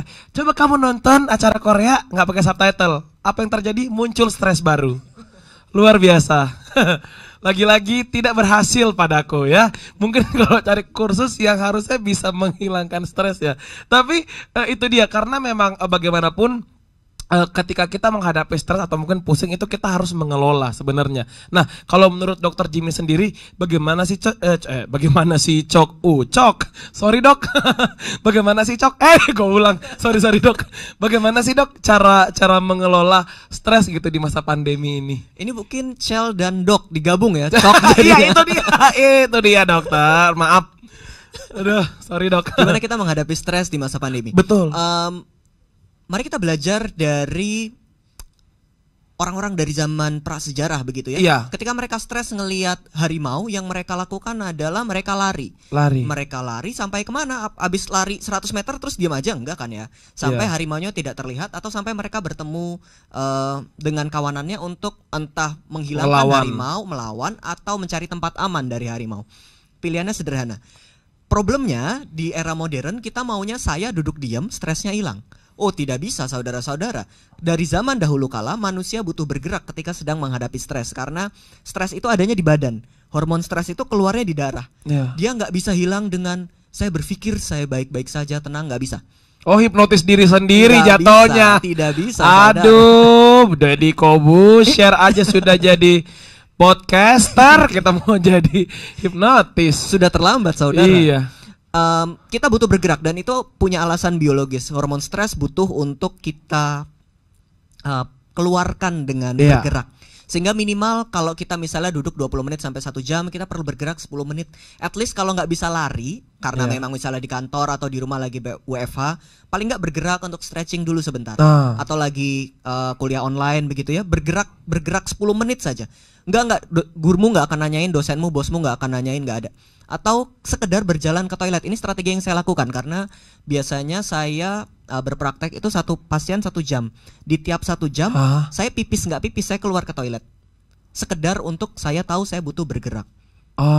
Itu ada landasan biologisnya. Jadi bukan tentang saya kebelet atau tidak, Iya sih. tapi tentang saya butuh bergerak. Yang kedua, tadi orang-orang dari zaman prasejarah Iya. setelah bergerak, entah dia menemukan tempat aman atau dia melawan. Iya. Nah, ini yang menjadi pilihan kita. Bisakah stresor yang tadi barusan kita hadapi, kita selesaikan secara real? Kalau Oke. bisa itu diselesaikan. Kalau nggak bisa, kita butuh cari tempat aman. Tempat aman ini dalam hal ini banyak hal. Oke. Bisa manusia, bisa tempat betulan. Maksudnya kita punya tempat, misalnya di situ tempat favoritmu untuk berdoa, atau di situ mungkin tempatmu sholat dan kamu merasa Iya. nyaman, atau di situ misalnya tempat ini tempat gua paling istirahat banget. Bisa saja itu tempat, atau bisa juga bukan tempat, bisa saja hewan, Nah. kucing, anjing, ikan, sebuah tempat di mana kita merasa aman. Di Iya. situ itu bisa kita gunakan untuk menghadapi stres. Oke. Tadi kata dokter kan mungkin hewan ya, kucing, anjing. Saya juga gara-gara pandemi, Dok, saya stres nih. Saya adopsi anjing. Terus? Kasus baru stres lagi. Itu anjing semalaman full nangis, Dok. Keren. Tapi kan tadi dokter bilang kalau dokter lagi ngadepin pasien gitu 1 jam kebelet nggak kebelet dokter akan ke toilet. Nah, ketika dokter tidak kebelet di toilet ngapain? Ngelihat kaca kayak Jimmy. Kamu bisa Jimmy? Apa gimana? Biasa kayak anak-anak milenial nge-story gitu. Oh, kayak aduh. Enggak bercanda. Duh, pasienku ribet. Close friends. Saya biasanya stretching. Tetap kita perlu bergerak. Jadi sekalipun memang tidak buang air kecil di toilet, tapi di situ kita butuh menyadari kalau duduk lama begitu, itu sebenarnya pasti punggung kita tense. Iya. Dan kita butuh gerak. Kalau kita nggak sadar bagian itu, dia akan numpuk di sana dan nanti tahu-tahu malam-malam badan nggak enak. Tahu-tahu malam-malam kok rasanya perasaan nggak enak. Itu sekedar Tidur nggak nyenyak. Iya, karena kita nggak sadar pada saat dia mulai build up. Makanya tiap 1 jam, 20 menit sampai 1 jam kita perlu bergerak. Oke. Oke. Nah, dan ini kalau ini pertanyaan juga untuk Cecel dan juga Dokter Jimmy ya. Menurut kalian berdua, pola pikir seperti apa sih yang harusnya kita terapkan nih di fase pandemi seperti ini? Titik. Silakan. Sorry saya lupa mengatakan tanda bacanya ya. Akan dijawab oleh Cecel dulu. Silakan, Cel. Pola pikir apa ya? Pola pikir yang manusiawi. Betul. Kadang kita terburu-buru banget atau berusaha untuk ngambil peran di luar dari peran manusia gitu. Kalau yang aku bisa lakukan yaitu misalkan di dalam kondisi oke ini kayaknya nggak nyaman. Sampai kemarin ya benar kata Dokter Jimmy juga, kemarin titiknya aku baru ingat titik di mana aku akhirnya bergerak itu adalah di saat pinggang sakit, gerak ngapa-ngapain udah susah gitu karena kelamaan duduk, kelamaan kerja depan laptop gitu. Dan ya itu mulai belajar untuk sadar. Kalau aku mulai belajar untuk sadar apa yang dirasain, sadar kondisinya seperti apa, dan fokus sama tujuannya. Kadang kalau di kondisi mumet kita fokusnya sama masalahnya, kayak oke, ini kondisi gini, inu gitu, tapi jadi lupa padahal tujuannya untuk mikirin masalah itu adalah cari solusinya. Nah, ya itu yang akhirnya aku terapkan di setiap momen-momen lagi kondisi lagi menurun gitu atau lagi momen sedih, dan aku belajar merasakan dulu, kasih waktu, oke ini lagi sedih karena apa, setelah diidentifikasi baru kayak oke, apa nih yang bisa lakukan, apakah kalau nggak suka sama orang atau nggak nyaman sama orang dikomunikasiin, kalau nggak bisa dikomunikasiin udah nggak ada, oke diterima, dilepaskan. Nah, kayak gitu-gitu tuh aku pun berlatih akhirnya belajar untuk melepaskan beberapa hal yang tidak bisa aku kontrol, dan itu mengurangi stres sekali. Oke, belajar untuk melepaskan itu menarik sih sebenarnya. Nah, kalau dari Dokter Jimmy sendiri, pola pikir seperti apa sih dok yang enaknya kita terapin di masa pandemi seperti ini? Pola pikir yang ramah. Ramah. Karena kalau di lagi pandemi begini kita berusaha terus-menerus mengendalikan, terus-menerus ingin cepat-cepat bebas, yang terjadi adalah marah. Maka kita perlu belajar untuk ramah, termasuk ramah ke diri sendiri, termasuk ramah kalau misalnya saya nggak bisa ngendaliin ini, it's okay, this is life. Kalau saya nggak produktif, waduh tuh kan udah hari ini nggak produktif, kerjanya goler-goleran, saya marah-marah ke diri sendiri. Abis marah-marah makin bete, abis bete makin marah. Iya. It's not helping. Gitu aja terus. Gitu aja terus, sampai subuh. Iya, terus marah-marah depan kaca. Kata ibunya, anak gue kenapa nih? Assalamualaikum. Pola pikir yang ramah perlu kita terapkan karena sadari bahwa semua orang menderita termasuk diri kita. Jadi nggak usah menghukum diri sendiri atas penderitaan yang sedang dialami. Oke. Ramah saja. Soalnya kadang-kadang dok, ini juga suka ada yang beranggapan bahwa kadang-kadang ketika kita melakukan kesalahan, kita harus memarahi diri sendiri supaya kita tahu kalau kita salah. Jadi ternyata memaafkan. Iya, ramah. Lucu sekali kalau misalnya ada teman yang salah gitu ya. Iya. Teman baik yang salah, biasanya itu kita filter omongan. Kamu nggak enak sih kamu ngelakuin kayak gitu, tapi ada filternya ya. Tapi Iya. kalau kita ke diri sendiri pas kita anggap kita salah, wah itu bahasanya. Iya, benar. Kebun binatang keluar semua, Iya. umpatan keluar semua, keluar. Kalau ke orang lain kita bisa keluar lebih ramah, ke diri sendiri kasar. Jangan. Kalau keluar bisa kita filter, ke dalam kita perlu belajar juga buat ramah. Oke, wow, kalau ada audiens gue suruh tepuk tangan nih dok, tapi masalahnya kagak ada siapa-siapa. Boleh tolong tepuk tangan teman-teman untuk Cecel dan juga Dokter Jimmy. Iya, gue suruh. Nah, gitu dong. Biar gak kayak mayit lo pada ada suaranya ya. Serame di sini juga nih. Oke, nah sekarang untuk Dokter Jimmy dan juga Cecel, ini kita ada generasi bisa banget yang juga mau nanya nih ke Cecel dan juga Dokter Jimmy. Mau nanya melalui video, kita punya siapa? Ya, kita punya hamba Allah. Generasi bisa banget, perkenalkan saya Nur Hikmah dari Makassar. Sebelumnya terima kasih kepada Beer Brand yang telah memilih saya untuk bisa ngobrol bareng di acara Generasi Bisa Banget Skill Up Project di episode 2 bersama Dokter Jimmy dan Kak Cecel. Halo Dokter Jimmy dan Kak Cecel. Halo. Ini saya mau bertanya kepada Dokter Jimmy, sebagai seorang mahasiswa yang merasakan kuliah online, tentunya membutuhkan tips dan trik bagaimana tidak jenuh dalam menghadapi situasi kuliah online ini.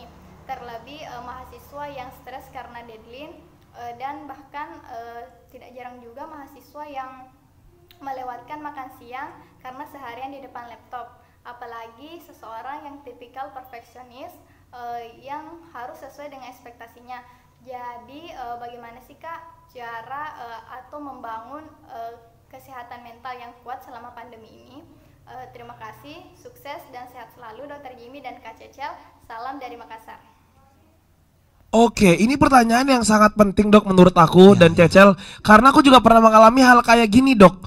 Jadi waktu pas pandemi kemarin PSBB, kan kita semua di rumah ya, kerja dari rumah, meeting dari rumah. Somehow semua klien ngerasa kita nggak ada kerjaan. Semua meeting, aku sampai ada fase di mana nggak sempat buka puasa, nggak sempat mandi, kayak wow, sampah masyarakat. Jorok sekali kamu Julio. Nah, mungkin itu juga yang ditanyakan oleh generasi bisa banget tadi dok. Dan juga Cecel.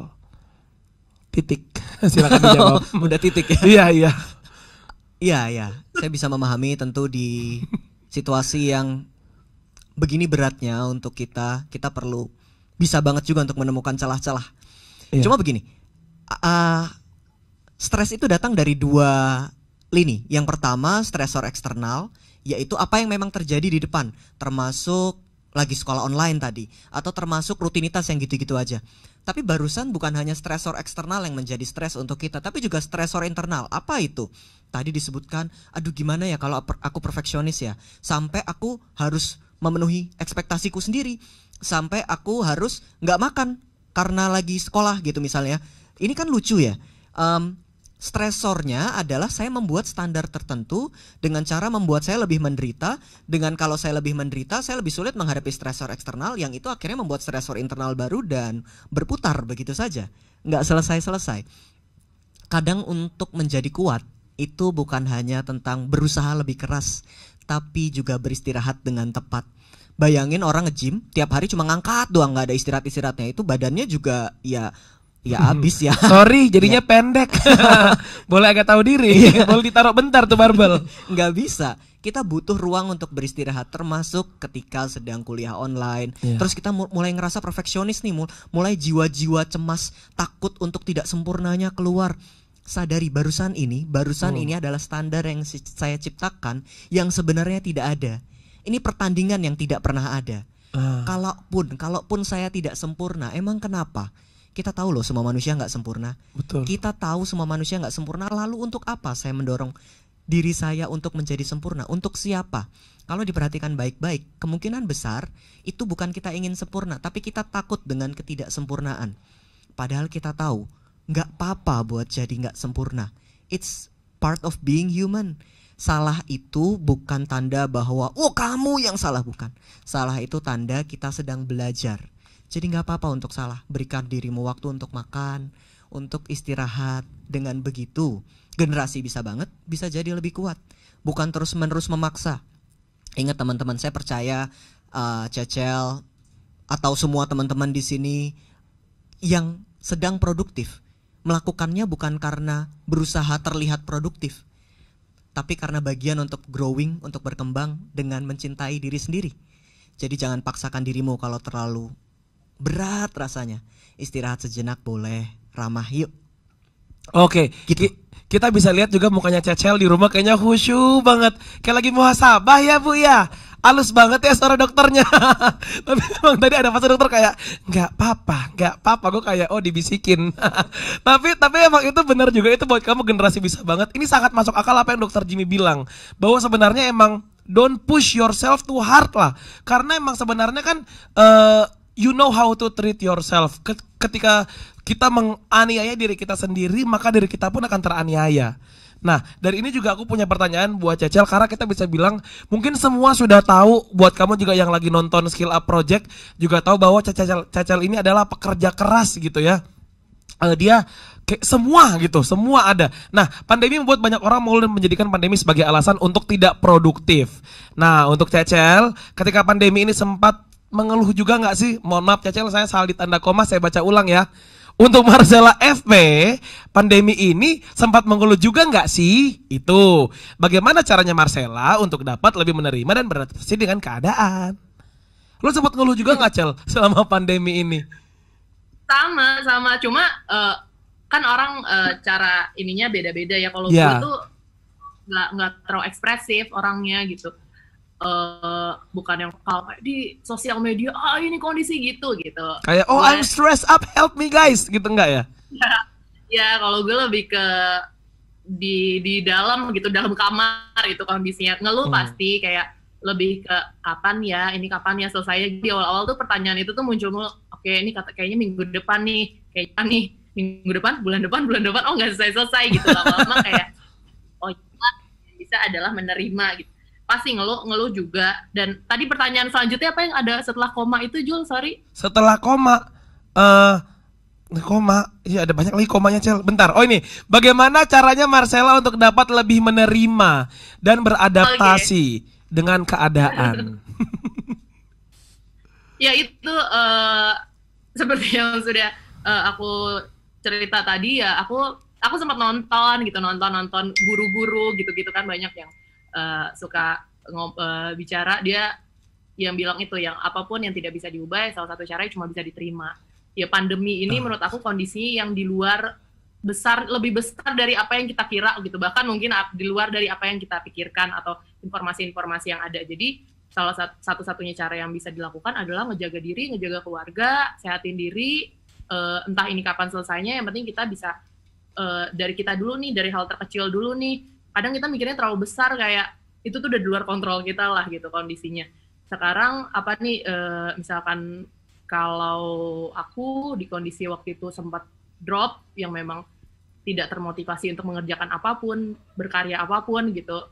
Bahkan menulis aja aku berhenti waktu itu, kayak gue nggak pengen gitu. Aku belajar untuk mulai suatu hal yang aku mau dulu. Ya seperti yang kata dokter Jimmy bilang, aku nggak memaksakan untuk oke gue harus buat buku dulu, gue harus apa, enggak. Aku mulai oke gue sekarang badan gue dan kepala gue lagi ngarahnya kemana nih, oke gue mau mulai untuk bikin ini. Jadi nggak memaksakan sih, memang ini kondisinya tidak baik-baik aja, jadi ya kita adjust juga gitu, kasihan badan kita, kasihan kepala kita untuk dipaksakan dengan standar orang lain gitu, standar yang kita lihat di sosial media gitu, kayak temen gue bikin ini, temen gue gina-gino gitu. Akhirnya ya kejar-kejarannya sama hal yang jalurnya berbeda gitu. Jadi ya gue begitu menerima aja, oke gue sekarang pengennya belajar dulu deh, gue gak pengen buat sesuatu, gue pengen nambah diri gue dulu, apa nih yang bisa ditambah ilmunya. Jadi ya benar-benar se-fleksibel itu gitu. Se-fleksibel itu hari ke harinya gue jadwalkan dengan oke, yang penting olahraga rutin, makan sehat, tidur gak jam 5 pagi lagi gitu. Itu perlahan-perlahan dari hal-hal kecil itu diperbaiki jadi berubah kok gitu. Jadi ada hal-hal yang signifikan berubahnya lebih besar. Oke, lebih mengerti diri sendiri, lebih memaklumi diri sendiri. Mungkin sama ya dengan apa yang Dr. Jimmy juga katakan dari tadi. Nah, tapi untuk Dr. Jimmy sendiri dok kan sebagai psikiatris, dan ini juga mungkin sering dialami oleh orang-orang yang setia kawan. Misalkan makhluk-makhluk Sagittarius seperti aku ini dok. Karena kadang-kadang tuh mungkin gak harus based on zodiac based ya. Maksudnya gini, ada beberapa orang yang dia tuh menjadi tempat curhat teman-temannya dok. Ada beberapa orang yang kalau kayak misalkan teman-temannya ada masalah, pasti curhat ke si A. Sementara si A ini juga nih dok nih, berantakan tuh hidupnya tuh. Nah, tapi dia tetap kayak ada pengen kayak... Ya iya.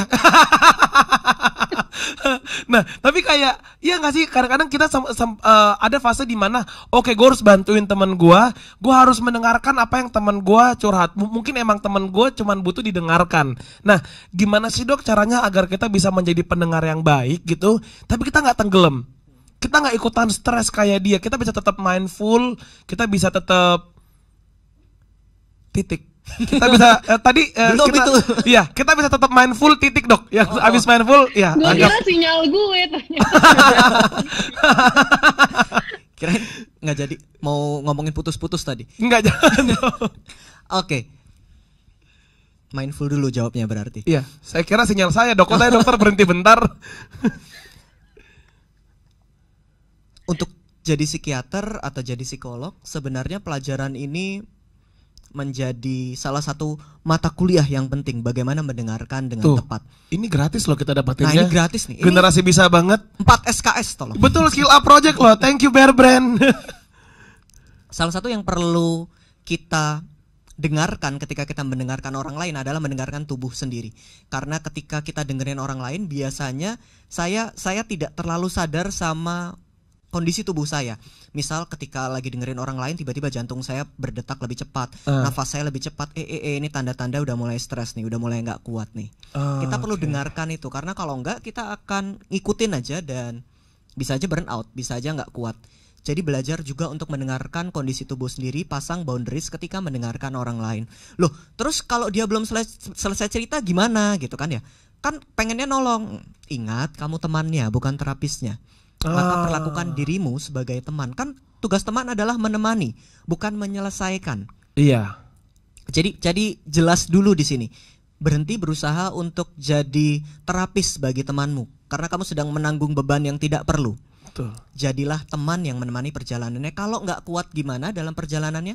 Nah, ini tips untuk memotong biar temannya tetap bisa cerita, tapi kita juga punya boundaries. Sedikit tips. Pertama, jadikan temanmu tetap subjek.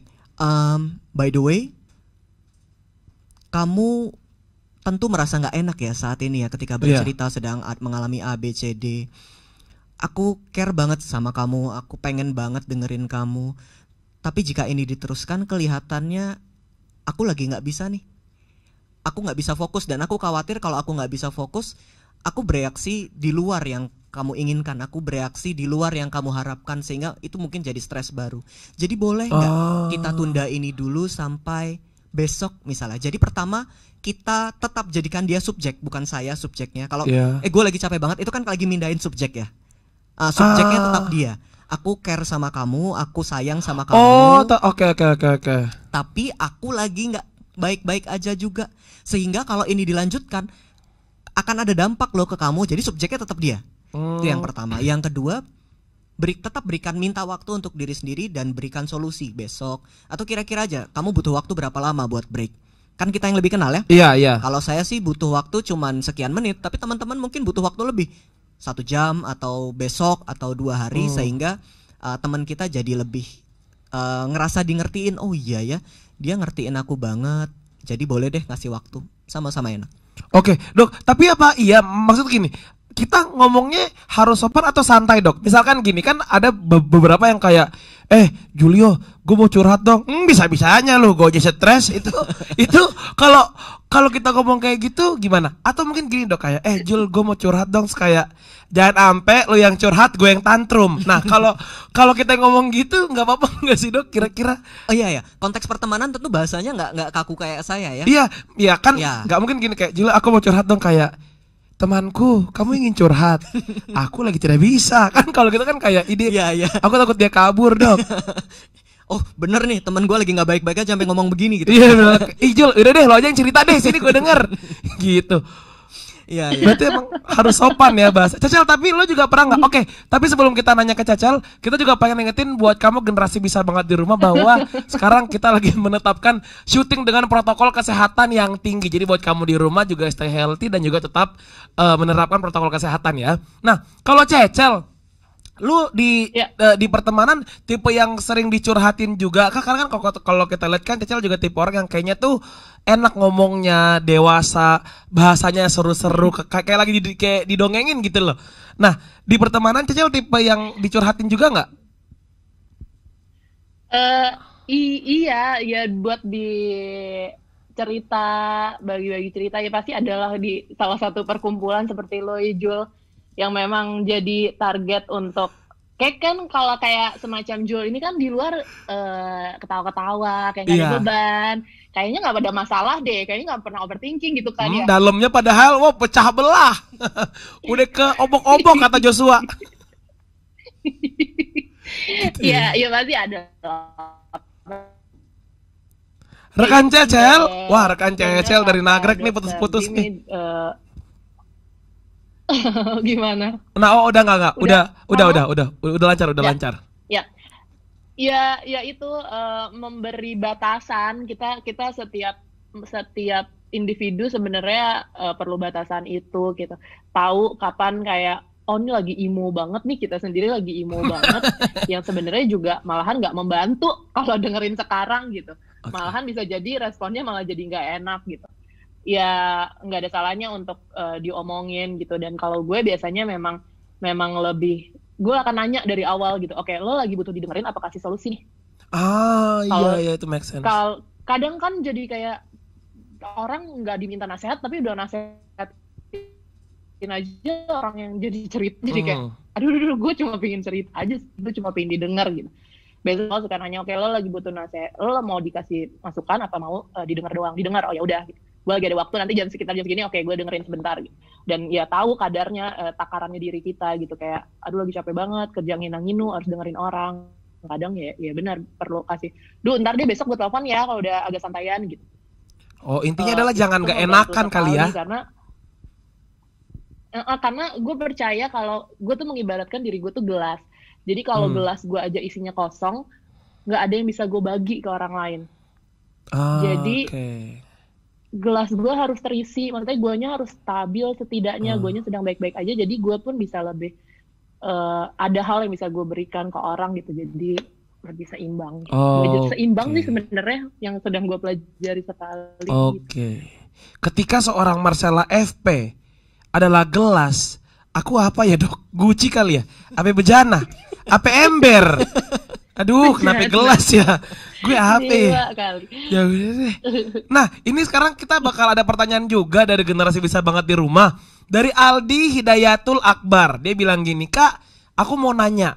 Aku sering banget dengerin cerita teman-teman kayak Kak Marcella gitu ya. Dan gimana sih caranya kita untuk tidak menjadi toxic positivity? Aku gelisah jadinya kalau abis ngasih nasihat gitu. Toxic positivity, is that even exist? Toxic positivity ada nggak sih Dok sebenarnya toxic positivity? Itu toxic positivity itu Susah kan? Iya, Sorry, ternyata sorry. susah. Wow, dia ngeludah. Kaget. Susah. Toxic positivity itu istilah keren-kerenan aja sih untuk Iya, itu apa sih Dok, artinya? untuk ketika kita forcing perasaan positif kepada seseorang even dia lagi nggak ngerasain itu. Jadi artinya saya mendinai emosinya dan saya ingin cepat-cepat dia berganti dengan emosi yang positif. Gampang sederhananya begitu. Oke. So that's what toxic positivity toxic kan? HP sih Aldi nanya bener aja Dok. Sorry Dok. Agak marah-marah dikit enggak apa-apa ya.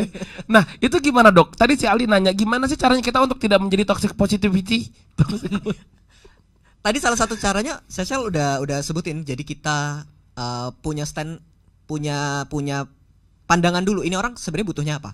Kalau dia nggak butuh saran dan saya berusaha ngasih saran, jangan-jangan coba cek ke dalam dulu. Jangan-jangan bukan saya ingin memahami, tapi saya ingin dia cepat-cepat jadi positif. Karena itu clue awal dari toxic positivity.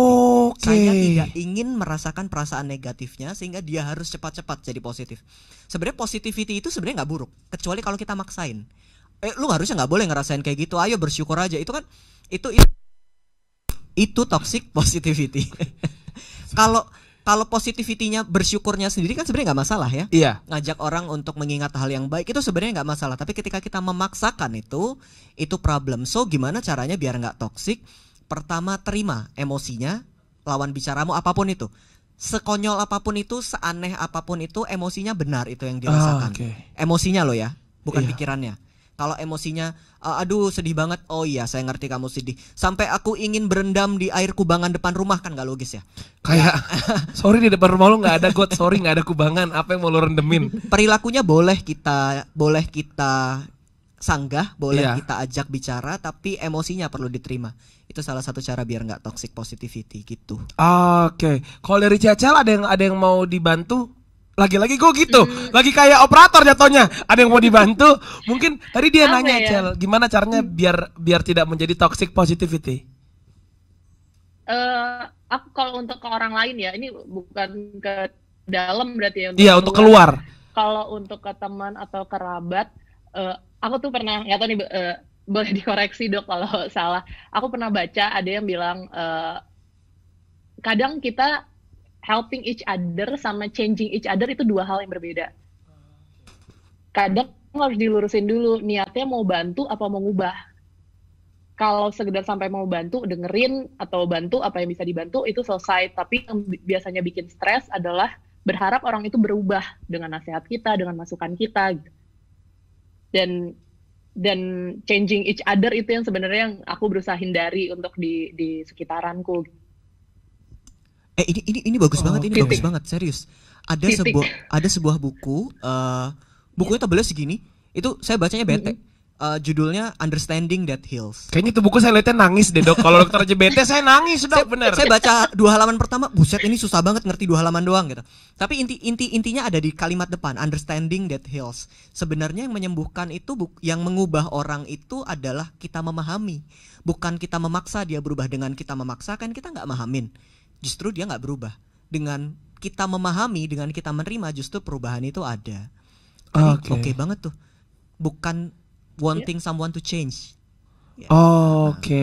Karena ya bisa jadi pusat, jadi sumber stres gitu nggak sih jadinya Dok? Jadi kayak, udah gue bilangin malah ini, atau udah gue support buat kasih duit buat bikin usaha, taunya gagal gitu, malah jadi stres. Jadi kadang-kadang kayak gitu ya. Jadi secara tidak langsung sebenarnya membantunya tuh jadi ada niatan untuk ya lo gue bantu lo berubah dong gitu. Ya melepaskan gitu, ya udah bantu aja, hasilnya gimana ya itu urusan dia gitu. Jadi jatuhnya jangan memaksa juga kali ya Cela dan dokter ya. Oke, ini untuk pertanyaan berikutnya. Untuk Dokter Jimmy dan juga Cecil, mungkin bisa nggak sih dibagiin tipsnya ke teman-teman gitu, generasi bisa banget di rumah, bagaimana caranya untuk tetap produktif dan juga memiliki mental yang kuat. Karena mungkin ini kan setelah kemarin kan kita ngobrol-ngobrol tuh sama Lizzy sama Samuel, bagaimana caranya kita bikin goals kita di situasi yang tidak tentu. Nah, kalau goalsnya udah ada nih, sekarang kita bentuk deh tuh mentalnya. Gimana sih caranya untuk tetap produktif dan juga untuk punya mental yang kuat nih di tengah pandemi yang seperti ini. Dari Cecil dulu, dokter dulu. Kenapa ya? Lah kan gue MC-nya, kenapa gue yang bingung? Oke, dari Cecel dulu. Apa guna gue di sini? Kenapa gue nanya balik? Gimana mereka nggak bingung? Si Cecel. Ya salah satunya dengan ikut acara ini dapat insight baru dari Mantap. Dr. Jimmy. Menurut aku itu membantu untuk memberikan kesadaran tentang isu ini, tentang mental health gitu. Suatu hal yang tadinya terlihat tidak ada, enggak kok, gue nggak apa-apa, gue baik-baik aja, atau suatu hal yang denial berkepanjangan, dan mungkin dengan obrolan ini bisa dibukakan kalau ya apa yang dirasakan itu valid. Lalu cara selanjutnya ya cari tahu, karena aku percaya setiap orang tuh beda-beda sebenarnya. Nggak bisa satu pola diterapkan ke 1000 orang langsung gitu. Kayak orang tuh punya cara masing-masing untuk coping akan kondisinya sekarang. Jadi kalau aku pribadi, aku mencoba mencari tahu dulu apa yang aku rasakan, ketakutan apa yang paling besar, apa yang bawa aku sampai jadi hari itu gitu. Setelah tahu, aku baru cari solusinya. Kalau memang solusinya nggak bisa atau suatu hal di luar kontrol aku, di satu cara aku menerima. Jadi kalau membahas soal produktif, yang bisa aku lakukan ya udah aku itu sebenarnya ada satu hal yang selalu jadi pegangan aku. Kayak suatu hari aku sudah tidak ada di dunia, apa yang bisa aku tinggalkan. Hal itu sebenarnya yang bikin aku untuk selalu mikir, oke, gue harus jadi manfaat, apa yang bisa gue lakukan gitu. Tapi di saat gue tidak baik-baik aja, gue bisa break sebentar gitu. Oke, iya, tidak apa-apa, rekan Cel, nggak apa-apa. Ya, gue tahu banget tadi sudah titik, jadi gue baru mau ngegas sedikit. Oke, kalau dokter Jimmy ada yang mau disampaikan? Bukan ada, tadi kan saya udah nanya, Dok, ya. Iya. Cara tetap Untuk Oke. Sama pertanyaannya sama. Sama. Sama, Dok. kirain Belum ganti. pernah ada acara pembicaranya bingung, MC-nya bingung. Udah kita angkat di bangku, kita cabut aja yuk, cabut yuk. Itu Dok, ya tadi aku nanya Oke. gimana cara untuk tetap produktif dan juga berpikiran positif. Oke, teman-teman generasi bisa banget. Iya. Ketika kita bicara kata produktif, yang kita bayangkan adalah sesuatu yang besar di depan sana begitu ya, sehingga rasanya tuh menakutkan untuk bergerak.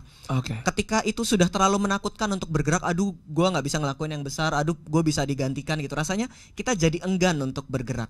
Perhatikan bahwa sebenarnya yang terjadi adalah ini saya sedang menghindari bergerak karena saya sedang takut atau cemas terhadap sesuatu yang di masa depan yang tidak bisa saya dapatkan, padahal saat ini emang belum ada apa-apa. Kalaupun saya tidak bergerak, saya tidak kehilangan sesuatu. Kalaupun saya bergerak dan gagal, sebenarnya saya juga tidak kehilangan apapun. Barusan saya sedang takut dengan sesuatu yang tidak ada. Diam saja yang didasari karena saya takut tergantikan, karena saya takut nanti di depan nggak pasti, itu tidak membawa kita kemana-mana. Sadari barusan kita lagi takut. Next what? Daripada kita membayangkan produktif yang besar, oh saya mau achieve sesuatu yang jauh di depan, tanyakan ke diri sendiri, apa hal kecil yang bisa saya perbuat hari ini. Nggak harus besar, nggak harus keren, nggak harus yang bisa diposting di Instastory. Saya lagi belajar ini biar keren. Nggak, hal kecil apa yang bisa saya lakukan hari ini. Nyebrangin nenek-nenek, atau sekarang ya nenek-nenek masih banyak yang nyebrang nggak sih? Harusnya sih kan kita lagi dalam masa PSBB ya, iya, Dok. Jadi harusnya nenek-nenek itu tidak keluar rumah. Oh iya, saya salah berarti. Betul, karena nenek-nenek adalah yang jangan kalau bisa keluar rumah, susah sembuhnya. Bener, salah berarti, susah tadi itu. Tapi nggak apa-apa, Dok, karena banyak yang bisa kita seberangin. Misalkan penyandang disabilitas, karena itu ada, kita juga sering lihat itu di lampu merah. Benar. Lakukan sesuatu yang kecil yang itu bisa membuat dampak. Bukan bertanya bagaimana makna hidup saya ya. Itu pertanyaan yang jauh. Bagaimana melakukan tindakan yang bermakna saat ini ya. Sehingga kita lebih punya step kecil, tapi kalau itu dilakukan setiap hari, impactnya jadi besar. Oke, siap. Terima kasih banyak buat Dr. Jimmy, terima kasih banyak buat Cecel juga. Kita masih ada pertanyaan ya, jadi terima kasih kebarusan sia-sia. Ini dia pertanyaan terakhir juga ya. Saya sempat lupa, udah ngomong makasih, lupa masih ada satu pertanyaan. Ini pertanyaan terakhir buat Cecel sama Dr. Jimmy. Dari tadi kita ngomong generasi bisa banget. Kita mengencourage teman-teman untuk yuk bareng-bareng kita menjadi generasi bisa banget. Nah, tapi untuk seorang Marcella FP dan juga Dr. Jimmy sendiri, apa sih arti kata generasi bisa banget itu? Cecel? Buat aku generasi bisa banget usia-usia kita ini ya, Jo. Iya, dan betul. Dr. Jimmy. 14 tahun ini kan. Generasi yang lagi punya banyak energi dan banyak waktu, lagi punya banyak kreativitas. Jadi menurut aku ini momen kita untuk bisa setidaknya menjadikan manfaat sekecil-kecilnya untuk diri kita sendiri, sekecil-kecilnya untuk lingkup terkecil kita. Jadi generasi yang kita bareng-bareng bisa mencari solusi dari problem-problem yang ada di sekitar, generasi yang bisa melakukan perubahan sekecil-kecilnya untuk diri dia, dan syukur-syukur bisa jadi perubahan yang besar dan manfaat buat lebih banyak orang. Oke, thank you, Cel. Kalau menurut dokter, titik kan? Titik, tidak apa-apa. Saya tahu itu titik. Dokter Jimmy gimana, Dokter Jimmy? Iya, generasi bisa banget. Ini generasi kita saat ini, betul ya? Iya. Yang usianya 14-an tahun ini, yang udah mulai kena quarter life crisis, yang sering kali diprank sama pikirannya sendiri. Kamu nggak bisa, percuma, nggak usah dilakuin. Kena prank sama pikirannya sendiri. Kasian ya. Generasi bisa banget, ingat itu cuma prank aja. Pikiran kita tidak benar-benar tahu. Oh, Rafathar jatuhnya di prank. Kena prank. Benar juga. Sadari bahwa sebenarnya masih banyak yang bisa kita lakukan. Sebenarnya bahkan ketika pikiran kita bilang kita nggak bisa, belum tentu itu realitanya. Itu baru bisa jadi realita kalau kita benar-benar melakukan, benar-benar berusaha. Toh ketika misalnya tidak berhasil di satu poin, kita masih bisa banget ngelakuin yang lain. Nah, iya. Jadi hati-hati sama prank pikiran ya. Generasi bisa banget. Kamu bisa kok melakukan perubahan. Terima kasih Dokter Jimmy. Terima kasih Cecel. Tepuk tangan dong buat teman-teman yang di rumah, generasi bisa banget. Yang keras. Oke, jadi itu dia buat kamu generasi bisa banget. Karena sebenarnya manusia adalah makhluk sosial yang terbiasa dengan sosialisasi, tapi harus tertahan karena keadaan sehingga bisa berakibat stres dan juga menimbulkan masalah dalam tubuh kita sendiri. Nah, agar bisa lebih beradaptasi dengan keadaan, kita perlu menerapkan pola pikir yang manusiawi, betul? Pola pikir yang ramah agar bisa lebih menerima keadaan. Ketika kita cemas atau stres datang, kita harus terlebih dahulu kenali penyebab dari emosi itu, seperti yang tadi Cecil pernah bilang ya, agar kita bisa coping with stress. Setiap orang punya cara yang berbeda-beda, seperti olahraga, makan, dan lain sebagainya. Kata dokter, jangan terlalu push diri sendiri karena kapasitas yang dimiliki. Karena kesehatan fisik sangat berpengaruh kepada kesehatan fisik kita. Stay healthy and keep strong. Sekali lagi terima kasih buat Cecel. Terima kasih dokter. Thank you. Oke, dan juga terima kasih banyak. Dadah. Sehat-sehat selalu Cecel. Dokter Jimmy sehat untuk semua. Amin. Sehat-sehat. Nah, dan juga buat kamu generasi bisa banget di rumah, jangan kemana-mana karena habis ini kita bakal seru-seruan pastinya di generasi bisa banget Skill Up Project powered by Bear Brand in collaboration with Inspigo, inspiration on the go. Stay put.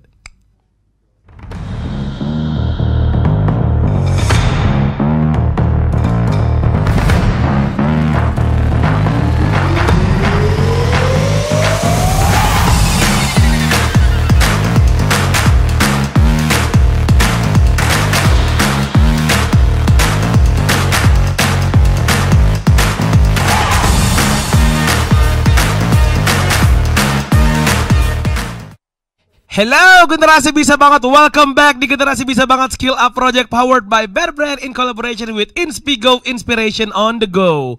With me Kresna Julio. Kalau tadi kita sudah ngobrol-ngobrol barengan sama Marcella FP, kita sudah ngobrol-ngobrol barengan sama Dokter Jimmy juga.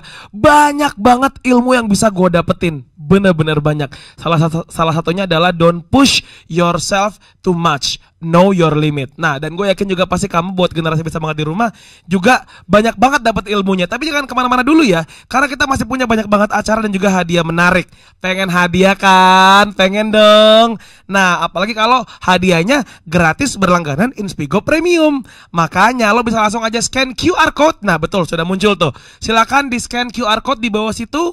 Nah, untuk ikutin kuisnya, karena selain bisa dapetin hadiah, lo juga bakal mendapatkan e-sertifikat sudah mengikuti acara generasi bisa banget Skill Up Project powered by Bear Brand in collaboration with Inspigo, inspiration on the go. Oke, sudah di scan QR-nya, silakan di scan sekarang. 1, 2, 3. Nah, cakep, dapat e-sertifikat, dapat hadiah juga. Oke, by the way, kita lanjut ke sesi berikutnya guys. Di masa prihatin sekarang ini, kita harus lebih ekstra yang namanya memanage keuangan. Nah, salah satunya adalah dengan cara memperketat pengeluaran. Ini yang paling susah sebenarnya, apalagi buat anak-anak muda kayak kita ya. Karena gini loh, bukannya karena lo suka mikir tapi kalau misalkan gue memperketat pengeluaran ntar gue dibilangnya pelit. Tidak, bukan seperti itu. Karena memperketat pengeluaran bukan berarti pelit, tapi dengan cara mengelolanya. Dan juga lo sudah harus mulai membuat priority, yang mana yang penting, yang mana yang tidak. Oke, so let's give it up for Felicia Putri, Crisis Survival Guidance. Let's go. Mau normal atau new normal? Kami harus selalu fit dan siap hadapi situasi. Kreatif cari solusi dan kolaborasi. Kami generasi penuh inspirasi. Kami generasi bisa banget. Bear Brand, rasakan kemurniannya dari Nestle.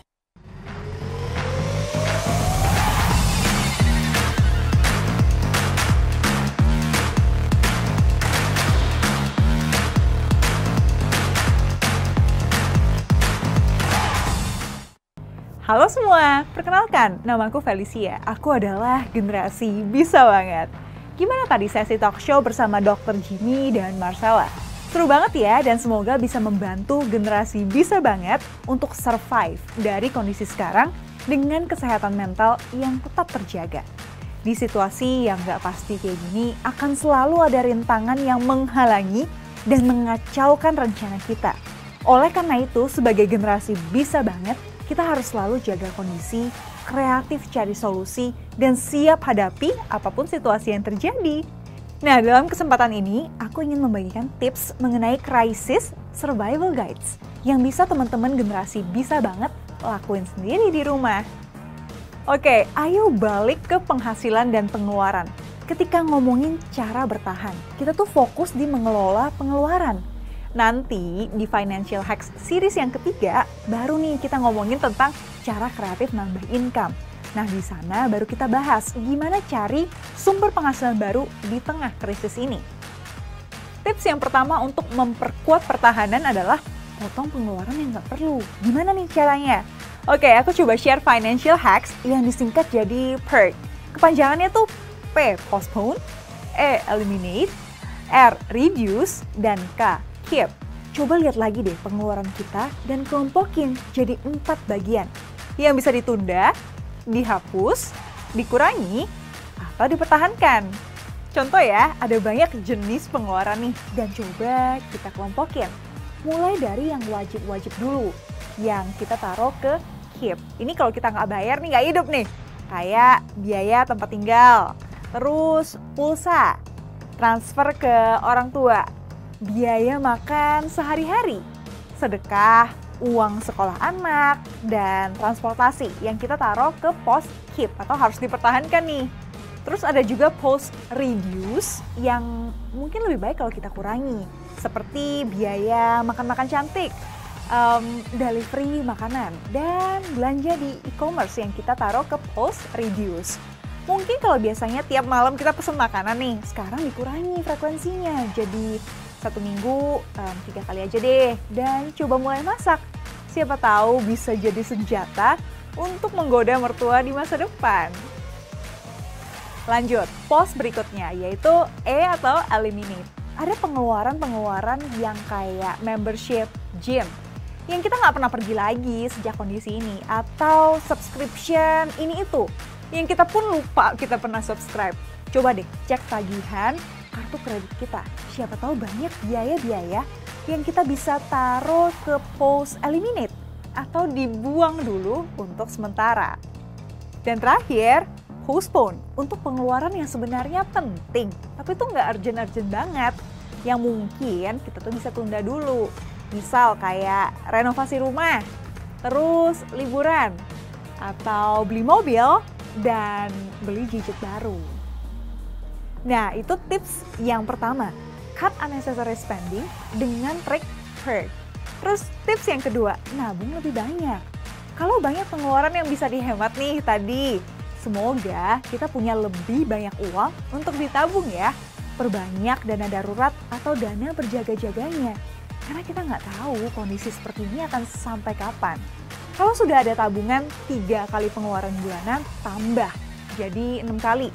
Pastiin keluarga, orang-orang terdekat kita juga punya dana darurat yang cukup. Kalau sudah beres dana daruratnya, coba deh alokasikan untuk beli asuransi kesehatan dan penyakit kritis. Biar sewaktu-waktu kita sakit, uang tabungan kita nggak habis, terpakai untuk bayar biaya rumah sakit. Tapi kalau sudah ada asuransi kesehatan dari BPJS, sebenarnya sih udah cukup untuk bertahan di situasi saat ini. Yang penting ada aja dulu.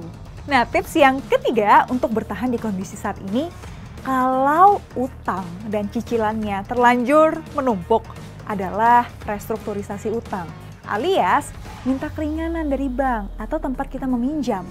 Langkah ini tuh boleh banget, malah jadi salah satu program pemerintah untuk meringankan beban kita di masa krisis ini. Buat kita yang punya cicilan KPR, motor, mobil, usaha, tapi penghasilan kita turun drastis dan nggak sanggup untuk bayar cicilan, kita datang aja ke bank, terus bilang kayak gini nih, "Bang, boleh nggak aku minta keringanan kredit selama situasi ini?" Nah, nanti bank tuh akan kasih kita beberapa pilihan seperti 1. Memperpanjang tenor pembayaran. Misal, kita harusnya nyicil 2 tahun, diperpanjang jadi 3 tahun. Dan cicilan kita bisa diturunin sesuai dengan kemampuan kita. 2. Turunin bunga pinjaman. Misal, kita bayar bunga tuh 12% per tahun atau 1 juta per bulan. Bisa diturunin ke bunga 8% per tahun atau sisa cicilan 700.000 per bulan. Atau bisa juga yang ketiga, cuti bayar cicilan. Misal nih, kita mesti bayar 1 juta per bulan untuk bunga dan pokok. Nah, bisa dibantu untuk kita bayar bunganya aja deh selama 6 bulan. Yang pokok ditunda dulu sampai kita mampu. Restrukturisasi kredit ini tuh sesuatu yang wajar banget di tengah kondisi seperti ini. Jadi jangan ragu, lebih baik kita tuh jujur, minta bantuan, dan masih punya etikat baik untuk membayar. Daripada kita paksain kesulitan sendiri dan akhirnya malah jadi nggak bisa bayar. Nah, itu kira-kira 3 tips sederhana untuk kamu bertahan di tengah kondisi ini, yang semoga cepat selesai. Fokus ditekan pengeluaran, downgrade lifestyle kalau emang diperlukan, nggak perlu malu atau gengsi atau mikirin apa kata orang lain. Akui aja, kondisi ini emang nggak biasa, dan kita nggak boleh pakai cara-cara biasa untuk bertahan. Pastiin kita bisa berjalan dengan baik dulu, nggak tertatih-tatih, nanti baru kita lari kencang lagi ya setelah ini. Semangat! Nah, itu dia tips Crisis Survival Guides. Jangan lupa untuk selalu jaga kondisi, stay positive, stay kreatif, and stay productive. Jangan kemana-mana ya, karena setelah ini akan ada karaoke bareng Mocha. See you next week, Generasi Bisa Banget.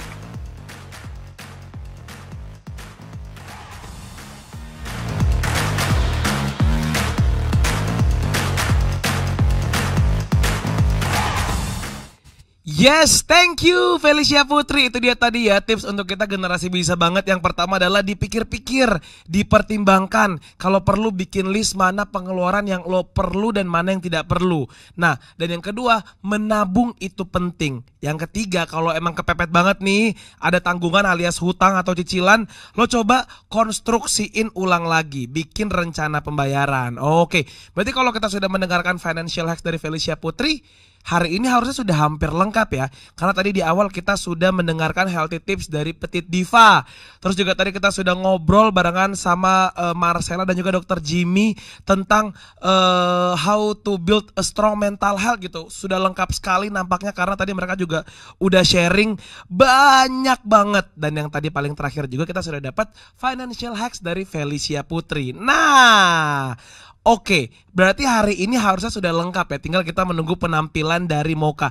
Tapi jangan lupa buat kamu generasi bisa banget, saksiin terus Generasi Bisa Banget Skill Up Project powered by Bear Brand in collaboration with Inspigo Inspiration on the Go minggu depan. Tanggal 7 dan 8 November dari jam 1 sampai selesai. Karena akan ada banyak banget hal-hal seru yang bakal kita obrolin pastinya.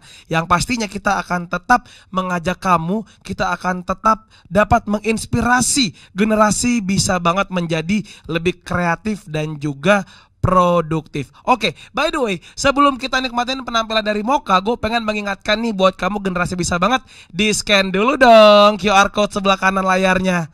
Nah, karena kalau kamu scan bisa dapetin e-sertifikat dan juga bisa ikutan kuis yang hadiahnya berlangganan aplikasi Inspigo Premium gratis. Sudah? Scan? 1, 2, 3. Oke, berarti sekarang kita sudah sampai di penghujung acara. Terima kasih banyak buat kamu generasi bisa banget. Terima kasih juga buat Cecel, Dr. Jimmy, Petit Diva, Felicia Putri, dan juga buat teman-teman semua. Terima kasih. Dan yang paling penting buat kamu generasi bisa banget, don't forget to stay positive, creative, and productive bersama Bear Brand dan rasakan kemurniannya. Saya Kresna Julio pamit undur diri, sampai ketemu. Kami harus selalu fit dan siap hadapi situasi. Kreatif cari solusi dan kolaborasi. Kami generasi penuh inspirasi. Kami generasi bisa banget. Bear Brand, rasakan kemurniannya dari Nestle.